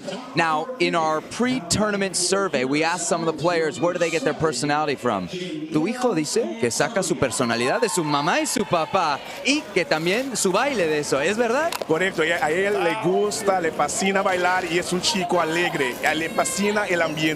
One of the things that Jamiel was telling us before the tournament is that he gets his personality from his parents, including the desire to dance. He says, yeah, he loves to dance, and he's a very happy young boy. I think we've seen that here. Cuéntame del orgullo de un papá aquí, viendo su hijo no solamente jugar, pero jugar súper bien. Mira, es una sensación inmenso y le pido a Dios que le siga bendiciendo así y que siga por delante. I asked him what it's like as a dad watching his son perform on his stage. He says it's incredible, and he just keeps asking God to help this dream come true as we get another hit out here in the left field for Curacao. A ver, Marvin, una de las cosas muy interesantes de este equipo es que tienen Curazao en el uniforme. ¿Eso qué significa para este país? Para nosotros en Curazao eso es una maravilla porque luchamos y para pequeño que estamos, somos grandes para el mundo. I asked him just how significant it is to have Curacao on the shirt. He said it's huge because as small as they are, they fight and they really show on the world stage, as we saw not just here, but in the World Cup this summer for all those soccer fans. Una cosa más, yo tengo un hijo de 3 años. Parece que hay un secreto en Curazao para volverlos en atletas. ¿Cómo lo hacen? Y te voy a mandar a casa con mi hijo, ¿sí? Ok, mira, el secreto es fácil. Los niños le encantan el deporte de béisbol y entonces lo hacen de sí mismo. I asked him, what's the secret in Curacao? Such a small population, they're so good at baseball. I got a 3-year-old son, I'm going to send him home so he comes back a ball player. He says the secret is just the joy. The boys love playing baseball. They put themselves into it, and that's why they're so good. Marvin, muchísimas gracias. Gracias a usted. Dale. Back to you guys. Awesome. It's so cool that they get to wear that on their shirt for the first time. Yeah, and they've represented. Wow, have they represented well here in the Little League World Series. They've pitched, they've been stingy, they have yet to allow a run. Think about that. They dominate the strike zone. 1-2 on Kijum Valks after that single Sebi told you about from Jamiel Antonia. And the coaches, they're all in. The parents are all in. They continue to teach. They continue to inspire and to grind. A strikeout, but this one gets to the backstop. First base was occupied, so there is one away, but Antonia moves up to second. Hey, ESPN is the home of MLB.tv. Stream every out-of-market game live or on demand using the ESPN app. Blackout and other restrictions apply. For more info, go to ESPN.com/MLBTV. Yeah, if you're wondering about why this year Curacao has Curacao on their jerseys, for 4 years we went through this rotation where in the international bracket 2 direct bids were divided between Cuba, Panama, and Puerto Rico. Little League this year reevaluated which teams would get what they call direct entry, where like Japan or Mexico, they get a team from their country in. And Little League decided bids would go to Panama and Curacao. So Curacao gets a new jersey, a brand new color scheme here in Williamsport. Yeah, well, think about this. In the history of the Little League World Series, there's only been one team that has been able to win with their country's name on their chest, and that was Japan. No other team's been able to do that. Curacao trying to be the second team to be able to accomplish that. Yeah, it'd be amazing. And they're in tremendous shape as it stands right now. Again, 3 outs away from a run rule win and advancing straight to Saturday. There's just a little explanation about the drop third strike. Not every Little League internationally plays with the drop third strike year round. I managed the World Cup for Team Puerto Rico, and we went to Barcelona to play. And this was in 2009. And our first game was against Team Cuba. They had Despagne, they had just a lot of really good players. And the one thing that we did do was throw our worst pitcher at the time. We lost that game 10-0. We only got run ruled in the 5th inning. But it helped us save our pitching because we had pitch counts as well. If Nicaragua does lose this game, is it better to lose on a 10-run rule and save the arms leading up to tomorrow and potentially Saturday? You still want them to compete. But when you look further ahead, the pitch count does matter here. This is pulled down the line, foul by Juriansly DeWint. Well, that being said, then it's curious you would keep Giovanni Uros in beyond 20 pitches. 20 pitches was what the max he could have thrown and pitched tomorrow. This is a guy that has 2 saves for you already in this event. Yeah, and he throws strikes. But tomorrow, you got Clemente Sevilla on the mound. That's guaranteed. A walk here. And you're hoping that Clemente Sevilla tomorrow deals for you. Again, the pitches you can throw today and when you would be next available. So right now, 42 pitches for Giovanni Uros. So next available to throw Saturday. Now, the only one caveat with that guy right there, Clemente Sevilla, is that he has reported arm discomfort. And so they're saying that he was available to pitch in relief today, and obviously he's been good enough to play right field or first base. And you saw the throws today as well. They were good. Jordan Richards bunts back to the mound. Giovanni Uros to first at Sevilla for out number 2. That's the only caveat, though. You hope certainly, first of all, for his health, and second of all, that if he is healthy enough, that he's able to go out and pitch. And I asked him, and he said he felt great. Coaches said he was around 85%, but tomorrow he should be at 100. They've been continuing to contrast and ice and do all kinds of stuff to get him ready. He's a kid, and he says he's ready to go, and they're going to give him the ball tomorrow. Ruendrickson Luteria takes ball 1 up top. So again, important here for Curacao. The run rule would be in effect the next half inning. But insurance would give them some wiggle room in the bottom of the inning. Tell you this, if he gets to the 49 pitch mark, obviously if he has to face another hitter, gets to 50, I would not let him go over that. Yeah, I don't think there's any way you could.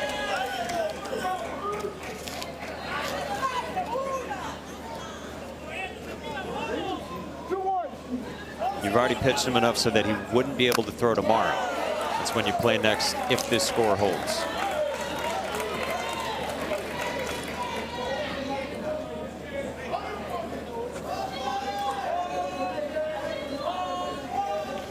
Two-two.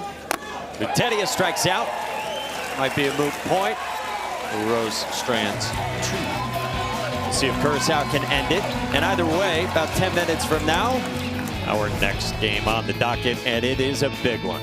Henderson, Nevada against Davenport, Iowa. Real heavyweight tilt at historic Lamade Stadium.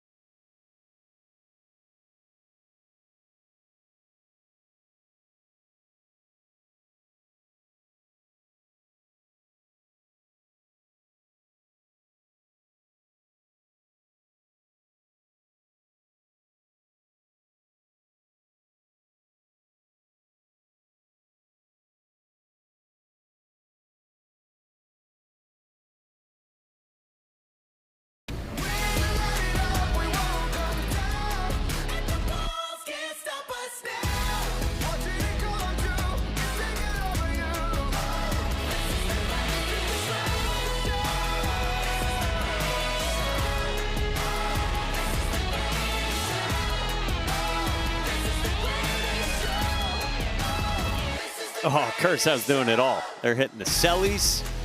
Good vibes for Curaçao, up by 10 as we go to the bottom of the fourth.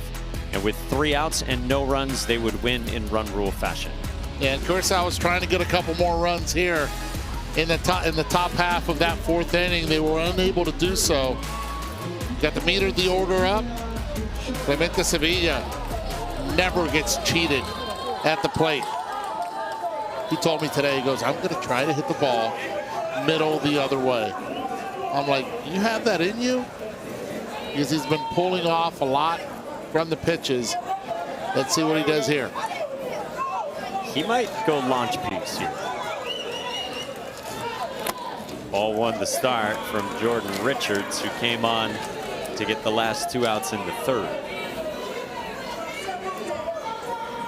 He had a lot of personality when you chatted with him in the dugout too pregame.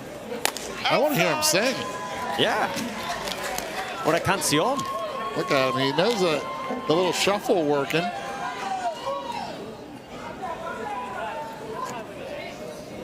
His favorite singer is Bad Bunny. Sorry, I always do that. Benito. Benito. I went to 1, 2, 4 concerts this past summer. 4 Bad Bunny concerts? Yeah. Wow. During his tour. Pretty good. 5-pitch walk. Clemente Sevilla is on. Buen turno, buen turno.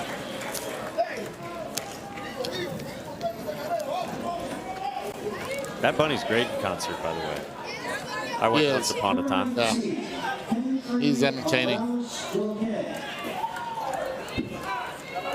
Kendry Arauz. And now we're going to get a mound visit here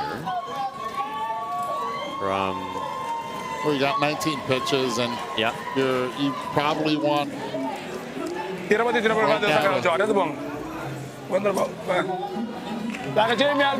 go to the big dog. You want to finish this out right now. This is a closing stuff right now.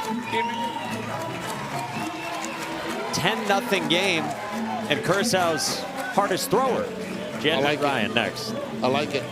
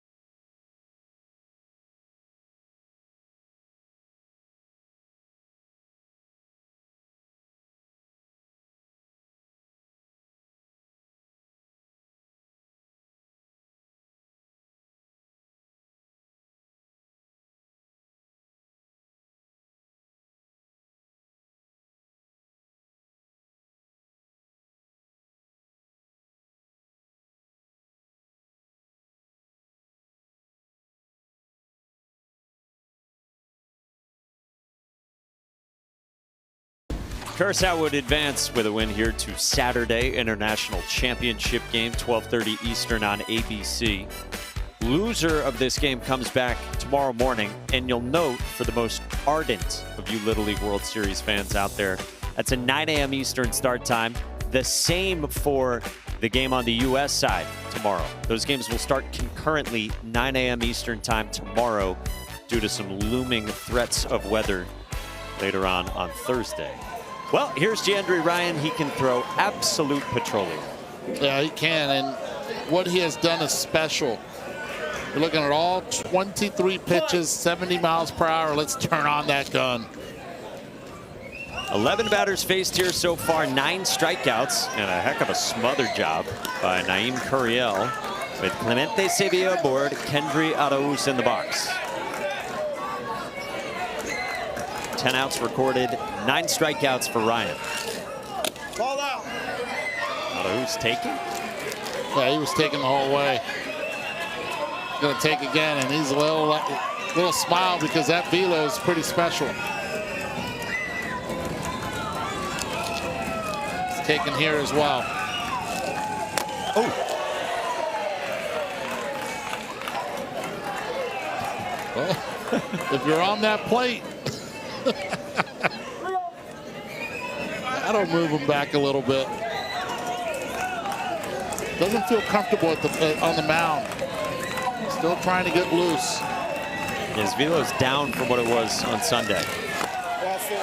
All of his pitches when he first came in on Sunday were at least 75 miles an hour. We've not seen him hit 75 here yet. He's been down as low as 70. A little frustration. You see him trying to get a feel for the ball a little bit.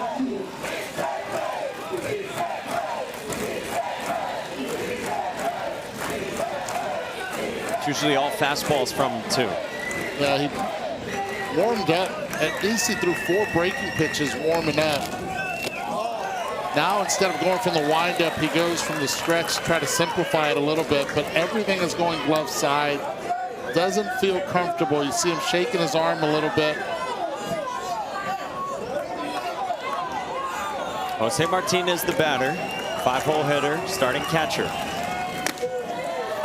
And remember, there's some degree of urgency to this, too, for Ryan, because 20 pitches is the most you can throw and be available tomorrow. And the way Curaçao just handled it with Jordan Richards, taking him out at 20 pitches, they're at least thinking about the threat of needing people tomorrow. Would he be available? Not tomorrow, because if they win and they're in really good position of winning, they don't play until Saturday. Right, but I'm saying they just took Richards out at 20 pitches. Right. Maybe they would do the same with Ryan.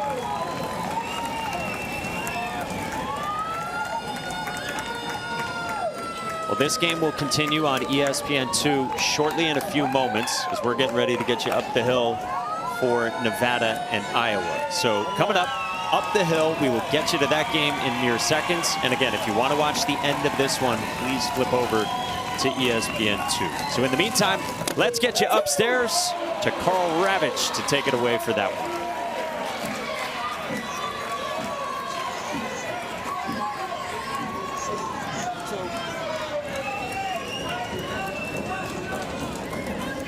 Welcome to the Little League World Series. This is day 8. There are 8 teams left in the world playing Little League Baseball. These are 2 of the 4 that are unbeaten here in Williamsport, and this has been one-sided. Mike Monaco, Eduardo Perez, Sebastian Salazar with you. And Giandry Ryan just got a big strikeout here in the bottom of the 4th for Curaçao. Up 10-0 on Nicaragua. The run rule in Little League is 10 runs after 4. So this is high drama in the 10-0 game. Nicaragua has 2 runners aboard. Giandry Ryan is the flame-throwing closer. He wants to end this right now with 2 more outs. Yeah, they all want to end it right now.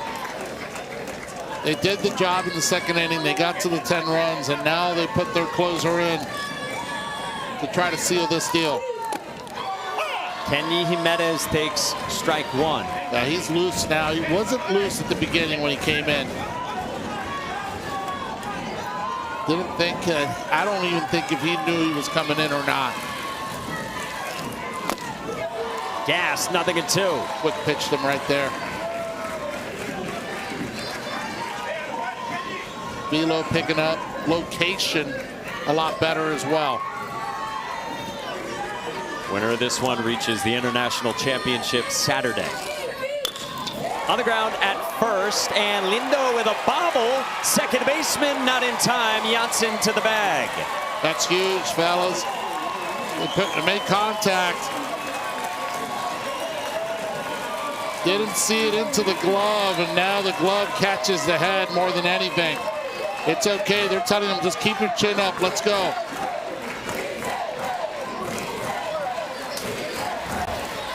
Does everything right until that point right there. Looking up, anticipating that the ball was going to be in the middle instead of seeing it through.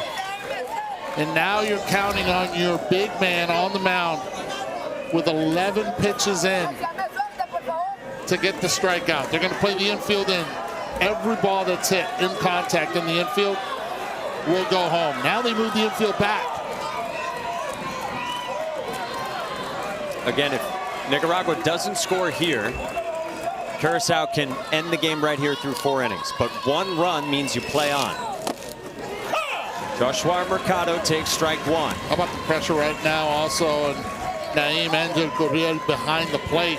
Nothing can get through, especially with this velo. By the way, I love the no batting gloves. Just want to throw that in there. Yeah. From Mercado. That's a strike. It's 0-2. He's worked the outside corner. He's worked the inside corner.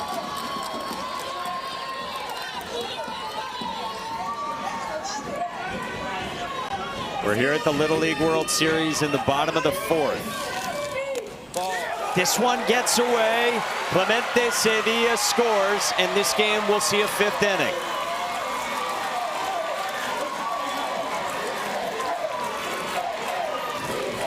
That's what I was talking about. You get the velocity, you're going to have a lot of those. You want to try to amp it up a little bit more. It gets by Angel Gurriel behind the plate. And now, Curaçao's got a decision to make with 15 pitches in. A strikeout there, 2 down in the inning.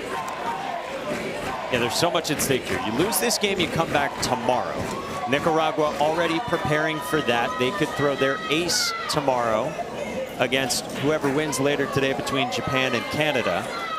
Curaçao just had a pitcher in we hadn't seen throw yet, Jordan Richards. They pulled him at 20 pitches, thinking maybe hedging on keeping him available for tomorrow, or just wanting Jandry Ryan to get them to the finish line. How many times have we seen here in the Little Leagues that, you know, everybody tries to overthink it and try to predict what can happen? And these 12-year-olds, they're the ones that are dictating everything.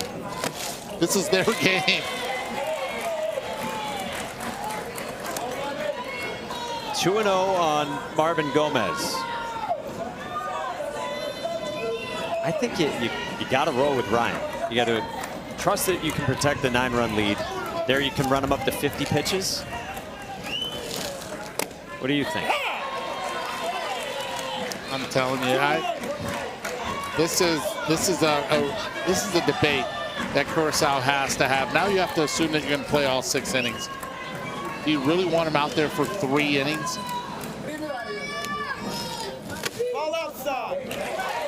Curaçao had 2nd and 3rd in the top of this 4th inning. Couldn't add insurance. Yeah. This is as high drama as you will see a 9-run game ever be. If the bases are loaded, he's going to go through. If he ends this inning, I don't think we'll see him back on the mound.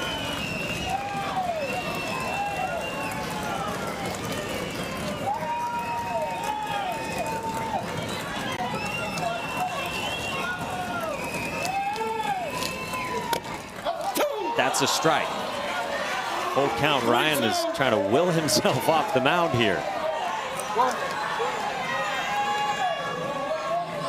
Jose Rodriguez thought it was in to load the bases. I don't know if he saw it, but at least he heard it was in. This one to the backstop.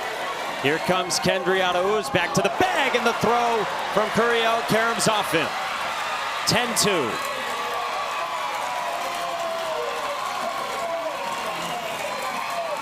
Now you have to leave him in.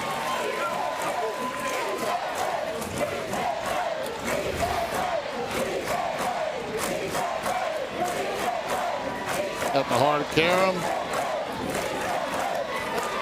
Even a good throw would not have had him.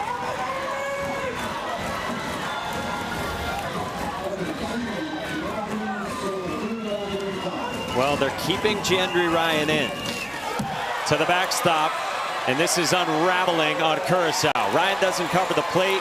3 runs in for Nicaragua, and now if you're Nicaragua, you start to believe you can come back and win this game. I'm telling you right now, somebody had better go pay a visit, because the body language on the mound is not the one that we are accustomed to seeing here at the Little League World Series from Ryan.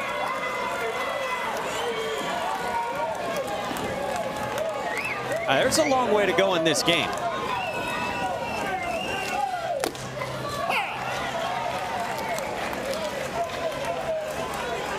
Now you really start counting pitches, because You got to get to the finish line in this game. Yeah. If you're Curacao, you need to record 7 more outs in this ball game. You've used Ryan, you've used Martina, your 2 best pitchers. Jerry Ensley, DeWint can't pitch today. We presume he's their 3rd best pitcher. Richards already pitched today. That's their 4th. So you'd be saying you got to finish this game with your 5th best pitcher.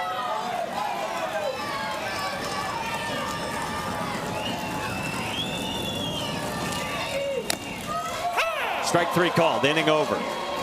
Oh, they're going to get a speech when they get in that dugout. Nicaragua with life. We'll see you the top half of the 5th inning.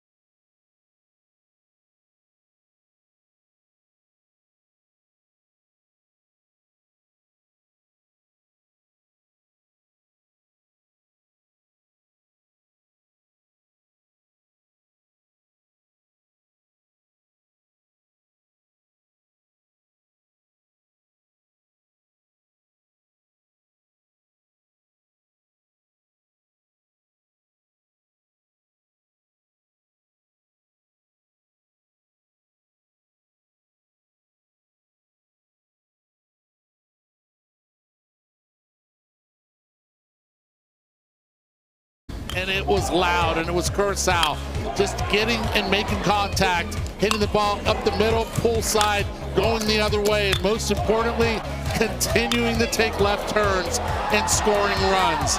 And it wasn't single digits. It was 10 runs that Curacao put up on the board, and they went up 10-0 after 2. 14 batters, 8 hits, 10 runs in the 2nd inning for Curacao. Curacao is number 6, Zaguer Yonga. So to the 5th inning. Nicaragua gets 3. Curacao, you said, probably just got maybe some stern words in their dugout.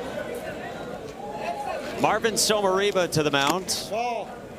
And ball 1. Little tough love. On the first pitch to Jadir Yanga.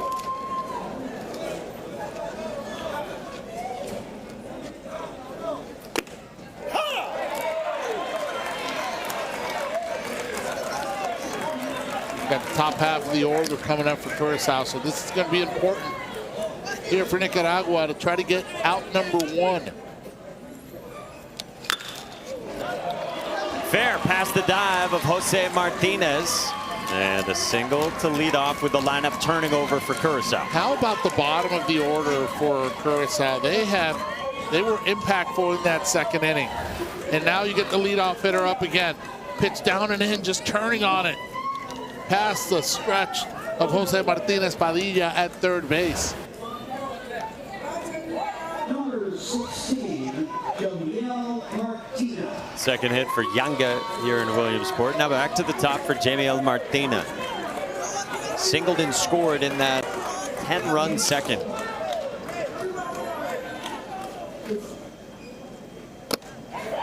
Flip side, if you're Curacao, you have your big bats here against not one of Nicaragua's top arms.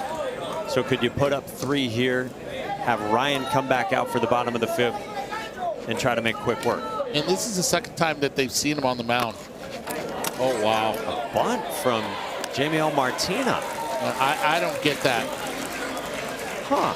I don't understand that at all. I understand that if it's a 10-1 game, but at 10-3, you're looking for that crooked number to try to just minimize the innings that you're playing. I don't think the manager, Riley Son Hasberta, understands that either. Yeah. Para el libro, va, dime este carrete. Digo uma coisa, uma pizza, para perder coi. Para tirar uma margem, va. Jandry Ryan takes a mighty cut. Mighty cut, pulled off of it a little bit. Same thing that his coaching staff is letting him know. I like his favorite player, Ronald Acuna Jr. Just think about that. He was able to see him at the Little League Classic this past Sunday.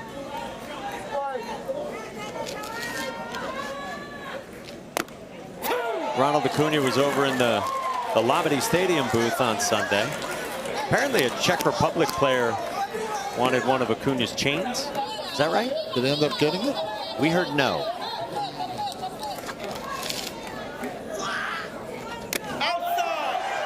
A definitive outside for Kenneth Fitz. Oh, you hit the spot. Problem was, Josmar Mercado was way outside. A little bit of hope hovers here for Nicaragua. 1-2. Ryan strikes out.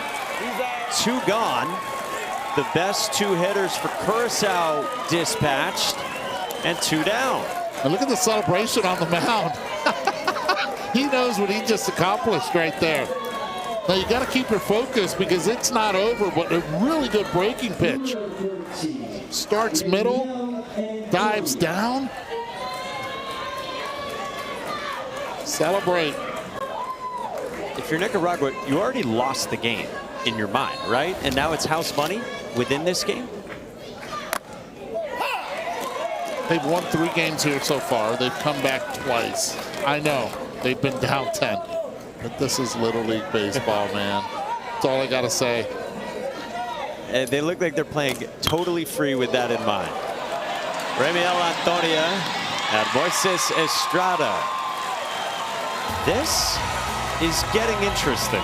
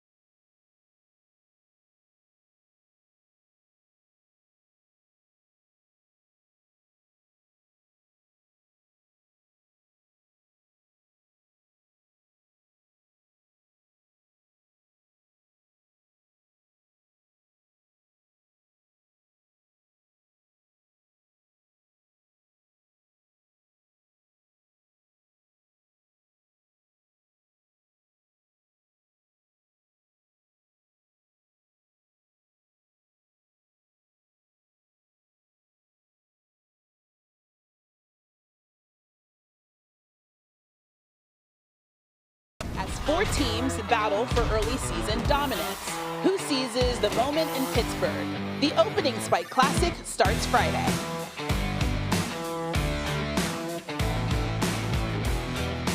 Back in Williamsport, what a turnaround for Nicaragua. Maybe in their minds they had already lost this game. They were so close to being run-ruled in 4 innings, and now you wouldn't know they were once down 10 or are currently down 7. This is a tale of not 2 tapes, but of like 5 different emotions. And they are loving it. They're having fun. Look, there is a tomorrow for both teams. You lose today, you play tomorrow, and you play early. Jandry Ryan still out there for Curacao, facing 10, 11, and 12, the bottom of Nicaragua's order, the bottom quarter of their order. Giovanni Uros uninterested in swinging. 2-0. This is what Nicaragua does. They take pitches. It's been their identity on their whole journey. They will make pitchers come into the strike zone. Yeah. It's part of their MO, and teams know it, and it's really difficult sometimes to be able to attack the strike zone, when you know guys are just taking. That's a strike, 2-2. That's his best fastball that he's thrown. 75 right down the middle. This offense has walked an astounding 23 times in Williamsport. Full count. He's got a different glove on, too. He had a dark glove on the first time on the mound. Now he went with the new Rawlings. That looks like a pearl right there that recently broken in once he got to Williamsport. Swing and a miss. Boy, that was a massive hinge point in this game.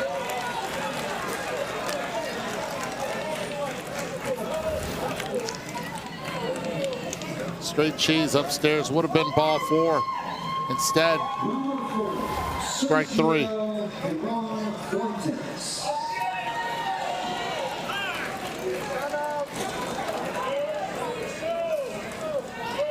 Sergio Giron bats, starting second baseman for Nicaragua.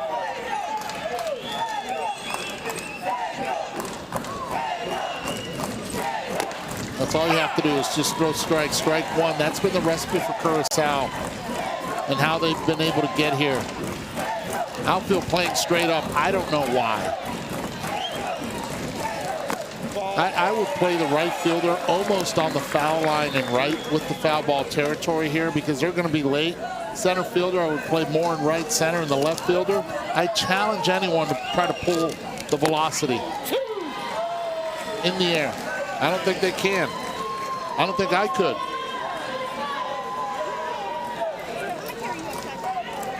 Yeah, it's gas from Giandry Ryan. The only thing he could pull is if he tries to throw a breaking pitch and it stays up. Everything else, good luck.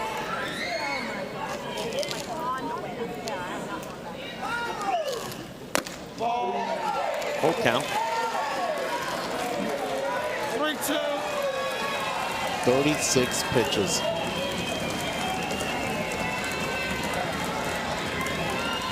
Again, the number to watch with his pitch count is 50. Past that, he can't pitch Saturday. That is strike 3 call. Just think about it. He won 3-2 without even taking the bat out of his shoulder.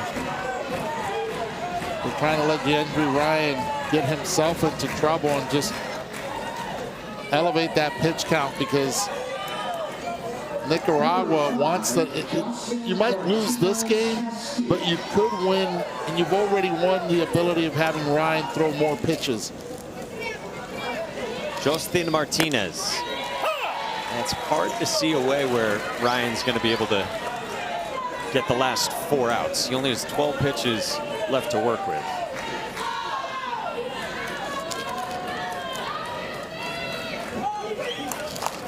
And you know Nicaragua will take. They're not coming up there to swing the bat early in counts.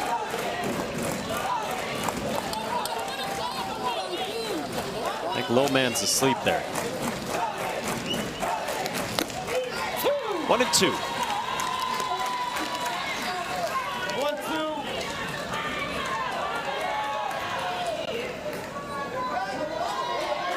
Giandry Ryan trying to strike out the side.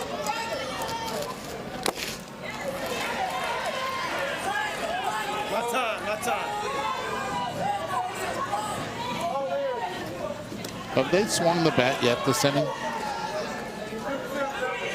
No, they swung and missed. He struck out swinging.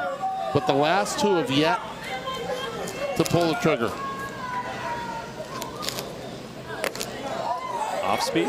Another 3-2 count. They've swung once.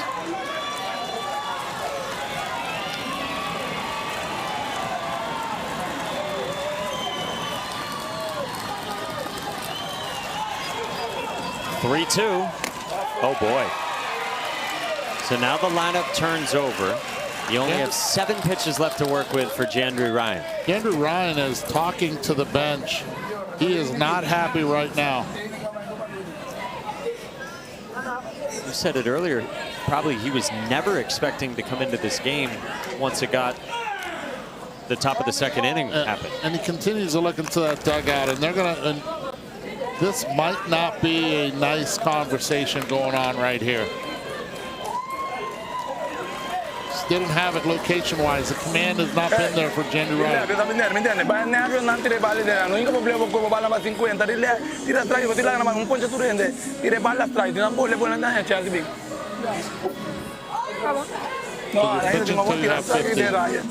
Pone uno un battere con scappa 50 na bom bang tira strike ban. Ito na tira na mata cosa bom. Ayun pone mas corto hindi mabol bom bang. Tira strike. Can't throw more than 50. Tama ni pa pa abre otro in el bom bang. O waro ng bate tira na otro pilya bang. I mean, if you think about it, Jandry Ryan right now is battling himself on the mound.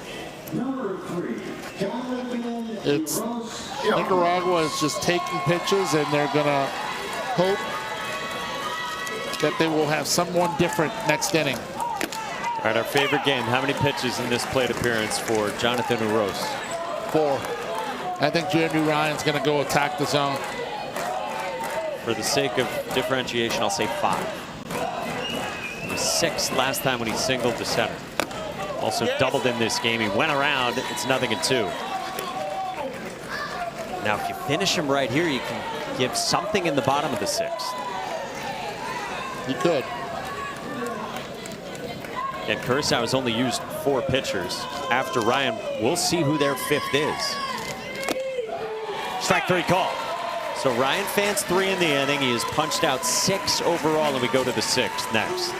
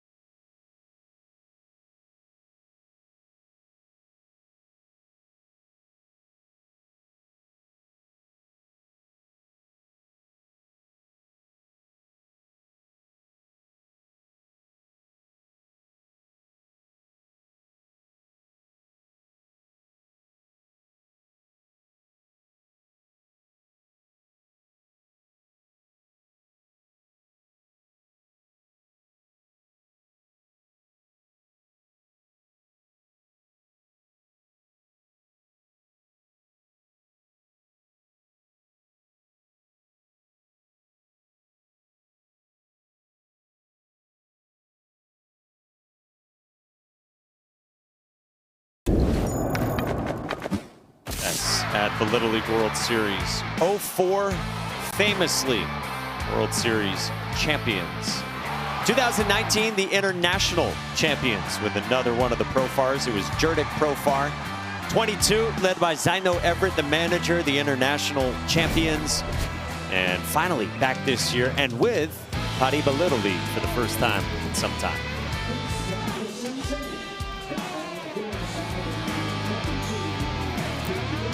They scored 10 today in the top of the 2nd and trying to get to the finish line. Nicaragua got 3 in the bottom of the 4th when it could have ended in run rule fashion in the 4th. Now we play on to the 6th. Vivian Ignacian Lindo, cleanup man, leads off. Singleton scored to begin that massive 2nd inning. And winner of this goes straight to Saturday International Championship game. Loser plays tomorrow against the winner of Japan-Canada. That game to come at 5 Eastern today over on ESPN.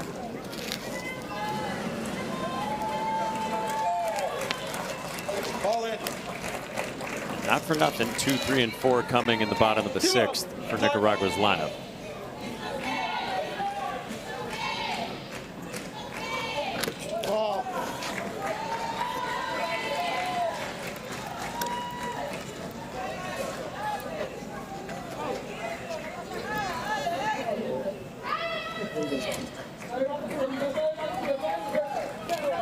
.30 from Marvin Somariba, misses down. 4-pitch walk to start the 6th. Hey ESPN, remember me? I'll be here one day. All right. The future is loud. I came to watch my dream. This is awesome. And I promise if he does play in this, we will remember that. We'll save that clip. Lindo to second. You know who will find it? Our entire team. Yeah. By the way, our research team. Yes. Hats off. Look, if somebody makes us look smart and pretty, our crew is unbelievable.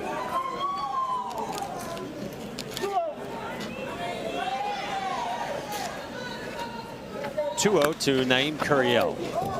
Yeah, we got a lot of thank yous eventually to get to, but let's start with team research. Because they come here, they talk to all 20 teams, they talk to the managers, the assistant coaches, the players. They talk to them after every game. Yeah. In addition to coming here earlier than we do and talking to them when the teams arrive. So a big thank you to our quartet of researchers, Mike, Alejandro, Alex, and Braden leading the way. You know what I love about it? I love being like the fly on the wall, and where we are in the production room, we are those flies in the wall, just watching them work. Yeah. Little did I know that they had a slush machine, one of them in their house. Hang on a sec. Yes. Give me the full story. Hey, they do their research, and so do I. That's the bottom line. Tell me more. Tell me more. He's got a slush machine. Here? In his house. No, I told him, why is it not here? We'd be crushing that right now.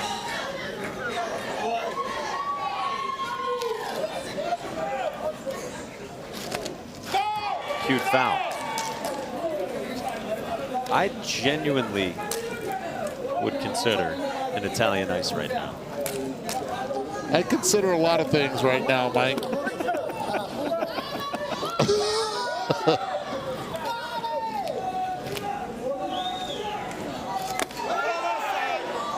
Like, I would almost go try to hustle as fast as I could between innings, get a slush, and get back here for the bottom of the 6th. I wouldn't do it, but I'd consider it. Is that just a message to Cousin Benny? Yeah. You could time me, you could do some Spanish play-by-play, it'd be a whole bit. I'll do it in English if you want. By the way, I don't think there's any cutsies all there. You have to make the line. Oh, check it out. Oh. Yes. How about Sebi just interviews it? Lemonade. Mike, what do you want? What flavor are you looking for? Do they have any brother? kind of cotton candy, blue or pink? They got an orange creamsicle, strawberry lemonade, blue raspberry, mango. What you in the mood for? I'm orange mango. creamsicle, please. Oh, and there's a lemon as well. Mango. Mango, 2 mangoes? No, mango. orange creamsicle for Monaco, please. Okay, an orange creamsicle and a mango, please. Put it on Monaco's tab. Yes. Yeah, right. Yeah. Sebi, you want anything? I'll get you one. Yeah, I think I'll go strawberry lemonade. I think that's a pretty strong one over here. So this is which one's the mango? This is the mango? Okay, mango for Eduardo.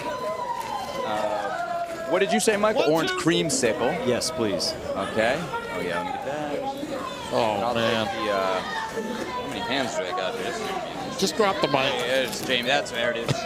Okay, and then this is strawberry lemonade. There we go. All right.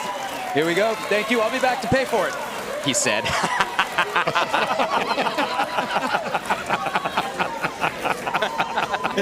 I'm going to pay for it. I'm going to pay for it. I promise. Put it on Frazier's tab. Dude, he's flying. Well, we might. You guys are Sixth seeing inning. I know I right got to now. hustle up. Oh, thank you, ladies, so much. Appreciate you. How about Jamie holding a camera? Yeah, and I mean, an Italian talk about ice? Jamie, the real MVP here. Will he be able to go up the steps? Oh, are you kidding me? Ground ball, Nothing stops foul. Jamie. I'm going to walk as far as my headset stretches. to You're come grab tethered. it. Okay, so I guess I got the call now, right? Okay, so you were. Which one are you, Blue Raz? No, I'll just take them all. Okay, all right, there we go. Oh, this is your. This is wonderful. This is the creamsicle. That's you. I'm good. Thank you. Oh, I guess Thank you. All right, this is all for Michael. There it Hey, is. hey, Okay, who's Sebi, who here? Sebi, In all hold seriousness, who's who? I got you, brother. Oh, look Thank at this you. shirt. Adam, Eddie's got mango. I had orange creamsicle. Strawberry lemonade. Ooh, yeah. Jamie? Jamie, blue like your shirt. Jamie, also, let's step up, man. Thank you. By the way, fellas, I got Thank you. brother. Yep. by the way, you like my Everyone Anytime. else up here, we got a full crew up here. We're going to get everyone else here later with Italian ice. All right, so it's 1-1 count. It's 3:32 p.m. Eastern.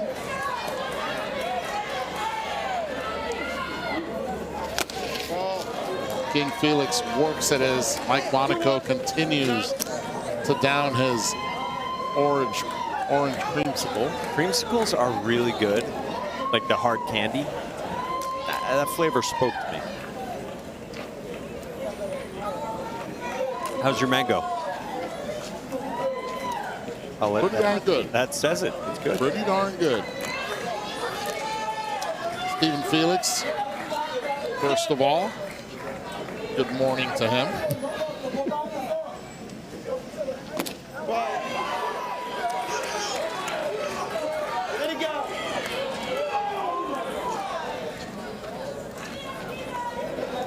Did he go?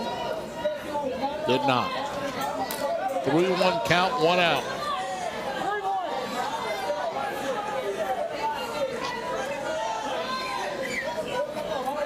Marvin Somariba working. That's inside. So Curacao has worked 3 walks to load the bases here in the top of the 6th. This one hasn't moved at the speed of sound, you wouldn't say? Has not. Right now, just the inability of being able to throw strikes is lengthening this as well. Check out Jamie going crush piece. Wow. While his camera's hot.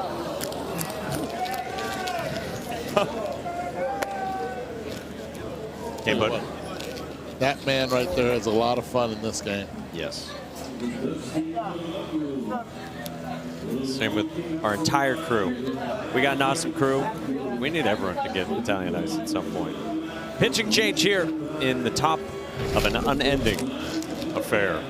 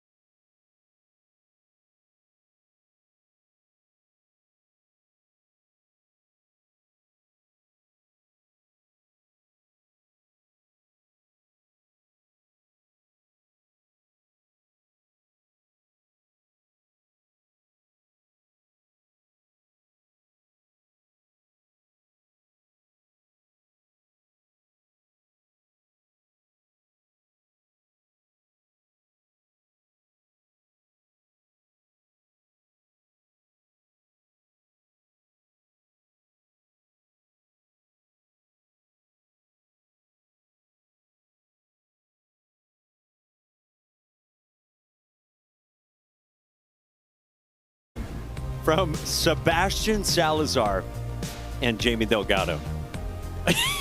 There's never been a better use of slow-mo. Never. Sebi is broadcasting, quad-fisting, and delivering the goods. Serious though, shout out to all the great men and women of our crew. Day 8 here of games. The work for so many of them starts well before the games start, and they work long days longer days than us. Very often you don't hear their voices, you don't see their faces. They are the best of the best that our company has to offer. They really are. That is a cool camera.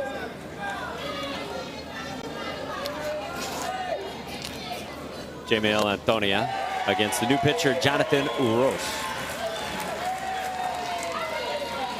Well, the bases are loaded for Curacao. They lead by 7. They nearly had a run rule win in the bottom of the 4th. This game has continued. The momentum has swung. And a bouncer foul.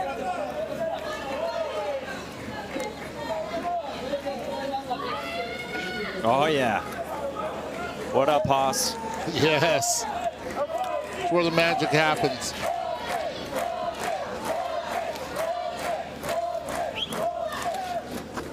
That's an expensive camera lens back there. It has stayed safe. I'm going to knock on wood. It has stayed safe this year. You know what hasn't? That light bulb with a baseball. Swing and a miss, 2 down.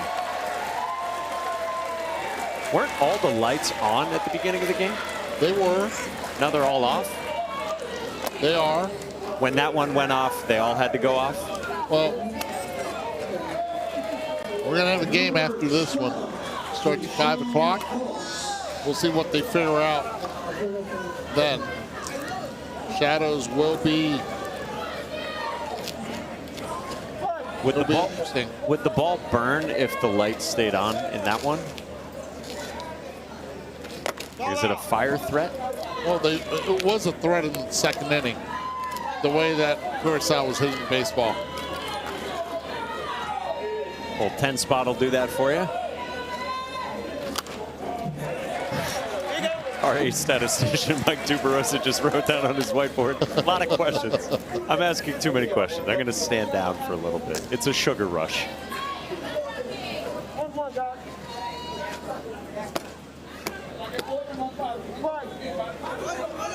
Kijum Volks, his 3rd trip to the plate. 2-1.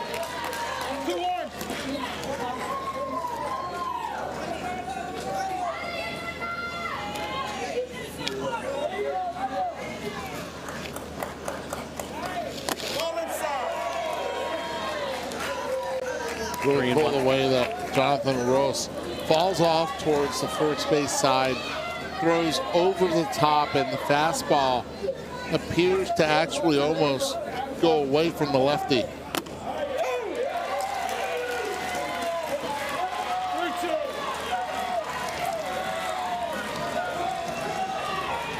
His twin brother pitched earlier in this game. Giovanni. 3-2. On a line, center field, base hit from Kijum Volks. Lindo scores, and Curiel scores. 12-3, Curacao. How about Curiel? Ball was coming in. He stopped almost 3/4 of the way to home plate. Big smiles at second base. Right here, a base hit, solid, legit. He gets sent home. Great arm from center field, overthrows it, but he stops right there. He's like, lets the ball get by and then scores. 3 RBI day for Kijum Volks. And now Juriensley DeWint. He drove in 2 in the 2nd with a single, and then he walked his next time in the 4th. We're taking selfies of our Italian ice. Can I please get in? I'm actually not. I'm taking a picture of the scoreboard for Andrew Jones, who continues to ask what the score is. And I'm like, just open the ESPN app. That's all you got to do. That right there was just sent to him. Just sent to him. Do you have proof? There we go. Sent.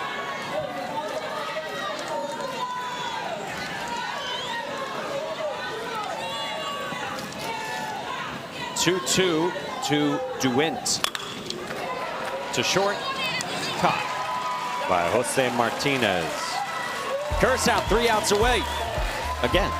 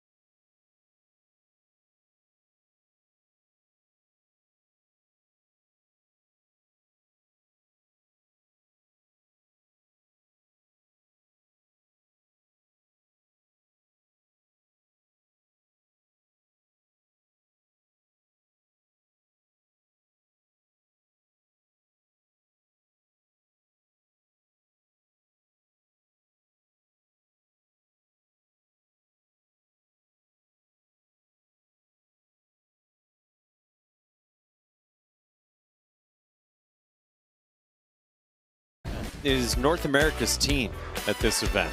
Fun underdog story, only the second time ever a team from Canada has won 3 games here. No team from Canada has ever won 4. That's what this team from Vancouver tried to do at 5 Eastern on ESPN against Japan. Eduardo Perez, Sebastian Salazar, Mike Monaco with you, our entire crew behind the scenes. This game produced by Kevin Clark and directed by Johnny Hanna. Jandry Ryan goes back to work for Curacao. He is still out there at 46 pitches. Yeah, they're going to see. I think they're just going to take him through and see if they can get a quick out. Nicaragua has been patient the entire time.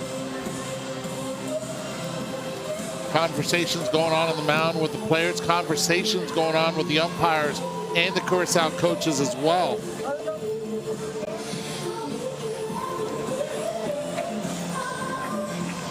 Again, we don't expect Jandry Ryan to go beyond the 50-pitch threshold.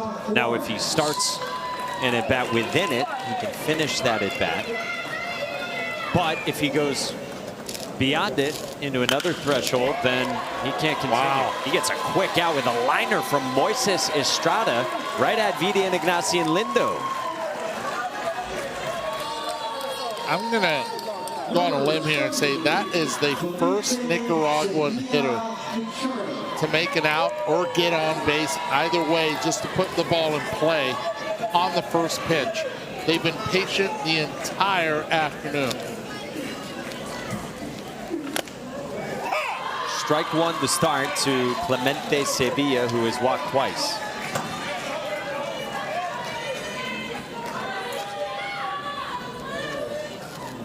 You're exactly right. Mike Tuberosa on it. 3 pitches was the fewest in any plate appearance for Nicaragua before that. Not even on a second pitch had they made an out or put a ball in play. And Clemente Sevilla has yet to even swing the bat. Today, every pitch has been away, and he will be challenged here. That's the one where he struggles to hit. Has yet to show the ability of making contact on an off-speed pitch during the Little League Series. So now Jandry Ryan's at 50 pitches. Again, he can't face another batter and be eligible to pitch Saturday. There it is. Roller at first. Lindo picked it up. Foul is the signal from the home plate umpire. That's good, really good communication with the umpire. So the rule of thumb, if you're at home and you do not know anything before the bag, it belongs to the home plate umpire to make the call. Watch the first base umpire. He's there just to help, but he's blocked by the fielder. So the home plate umpire, that's his call. Strike 3 called. Curacao 1 out away. And this should be it for Giandri Ryan.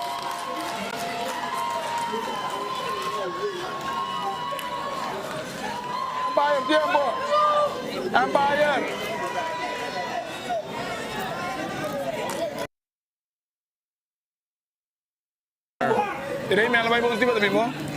So he can head out.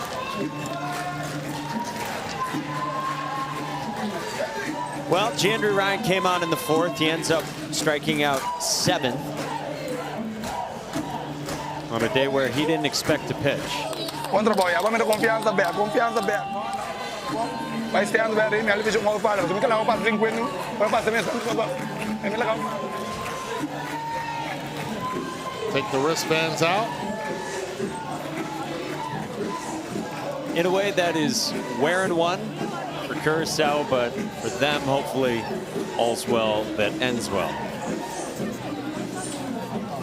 So it is a 12-3 Curacao lead. We got 2 Little League World Series games going on for you right now. This one here, and then over on ESPN, really good one between Nevada and Iowa. Eduardo and Mike upstairs with you. Let's talk big picture about this Curacao team. Should they finish this off, get to Saturday, line up the pitching the way they want?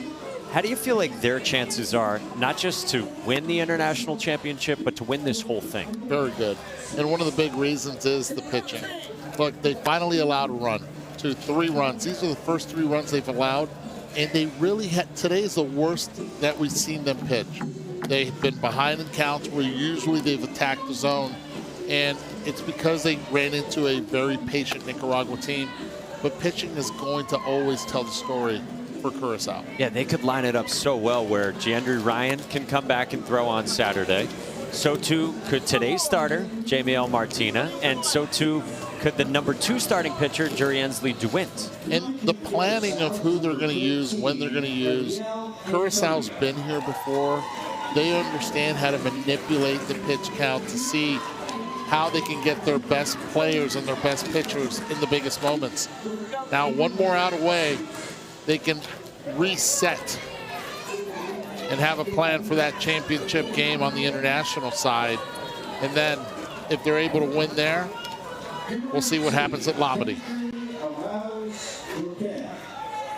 Ramiel Antonia, we saw, who has come in from left field. He's their number 3 hitter. He takes over on the mound to face Nicaragua's cleanup man, Kendry Arauz. And again, a quick note on Nicaragua. You lose this game, you still come back tomorrow. You still have the ability to throw your ace, Clemente Sevilla, in a game against whoever wins later today between Japan and Canada.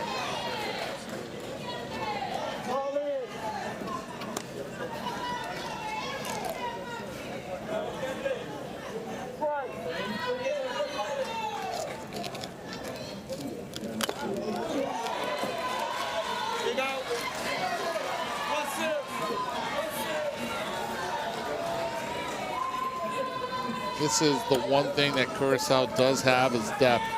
We haven't seen their depth, but we've heard about it. And we're seeing the glimpse right now on a 1-2 count with Antonia now on the mound.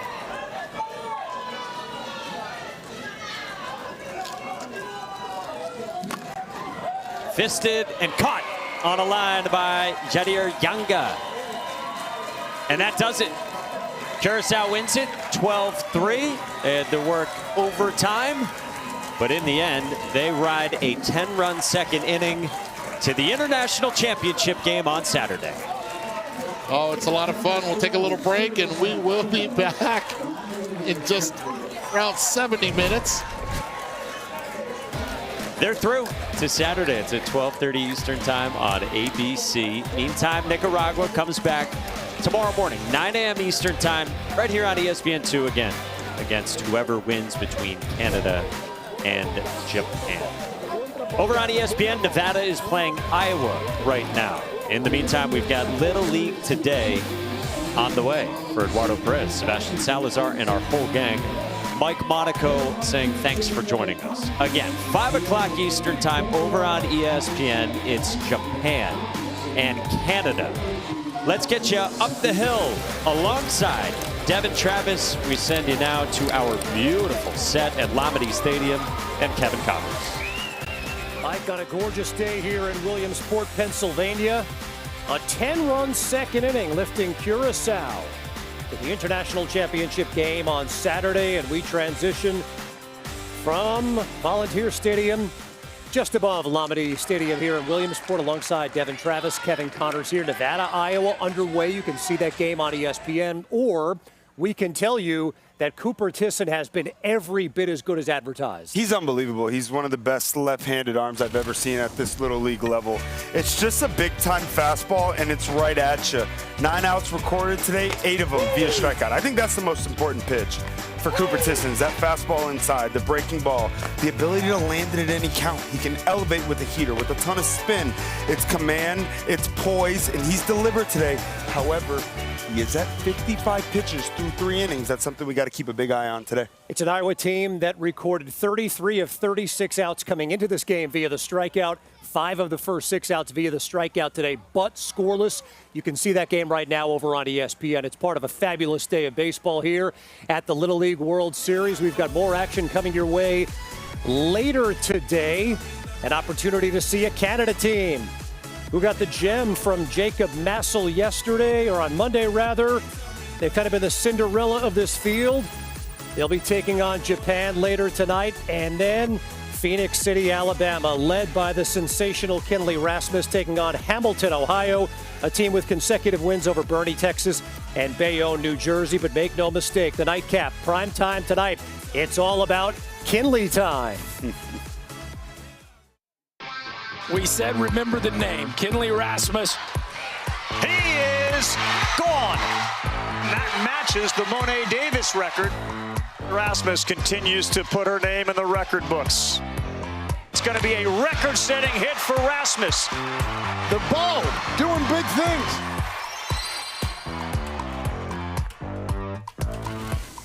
Fear the bow in every which way. And Devin, it started last week with Kinley breaking records on the mound. She's one of the best players in this entire event. It was absolutely dominant in game 1. On the mound, starting. And how about at the backside of this game, too? The web gems are real.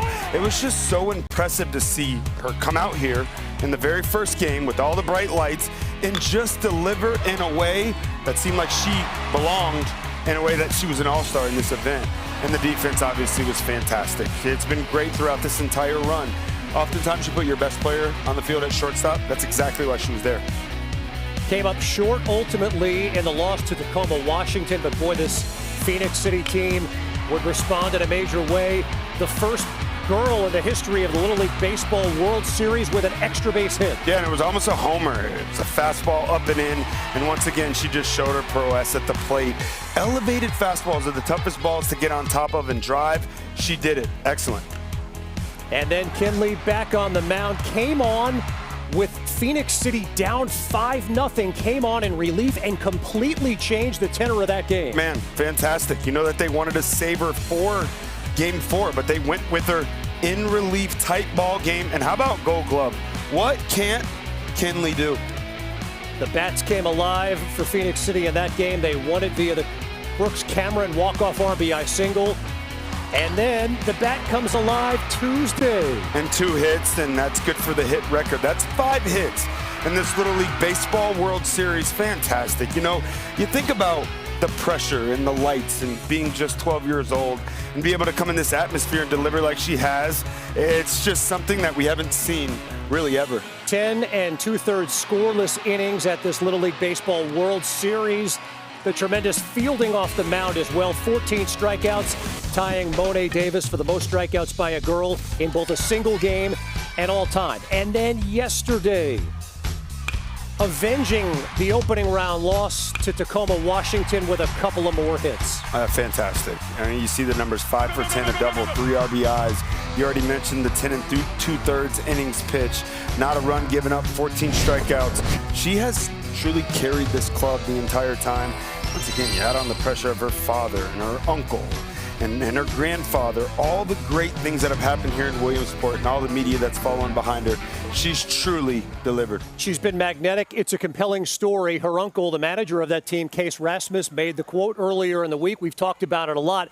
He's been asked, is she the best girl to play here in Williamsport? He said, forget that. She's one of the best players to ever play here. And it's just a fact. I mean, you can throw all the other stuff out of here. I know that the attention that's been brought to the fact that she is a girl, it's absolutely incredible. She is arguably the best player in this entire event. I mean, you see the numbers offensively. It's 5 for 10 with the double. You saw the pitching numbers, 10 2/3, scoreless. Unbelievable to put all that together. We also missed the Gold Glove defense at short, the Gold Glove defense on the mound. It's just been so fun to watch, and I'm just so excited to watch her go at it again. By the way, I want to point out the pitching has been there for that Phoenix City team. Jerry Taylor delivered in a major way yesterday. They've come up with some tremendous pitching performances when pitching has been short, and they will play later tonight, 7 o'clock Eastern on ESPN. Meantime, Curacao, that 10-run second inning is where they blew the doors open in the victory over Nicaragua that we just saw here on ESPN2. But the turning point of that game, Devin, you made the point as it happened in the bottom of the first inning. You have an ace on the mound and Jamiel Martina, and you have an opportunity to strike early. You got to get it done. They load the bases with no outs, and then Jamiel Martina just put the entire team on its back. It was 4 strikeouts in that first inning. One of them reached base via a pass ball. Just an incredible moment. And what happens in those small moments? You got an ace on the mound. They get through that inning. There's no runs. It's an absolute explosion. It was the breaking ball that really locked him in. Man, the poise of that young man, just 12 years old from 46 feet, with an electric fastball like that. I've never seen anything like it before, but this is the offensive explosion right here. Kev, they came into this thing with 7 total hits. It was 8 hits in this inning, 10 runs scored. It was knock after knock. It was complimentary offense. It was a lot of left turns, like Eduardo Perez said. It's a ton of fun to watch. We already know about the pitching. It's the best pitching in this entire thing. If those bats keep going like that, no one's beating them. We talked about it. It's tough to bat around here when there are 12 batters in a lineup. They sent 14 to the plate in that second inning, 10 runs en route to the victory over Nicaragua. You can see Iowa and Nevada playing out inside Lamade Stadium over on ESPN. For Devin, I'm Kev. NFL Live coming your way here on ESPN2 right now.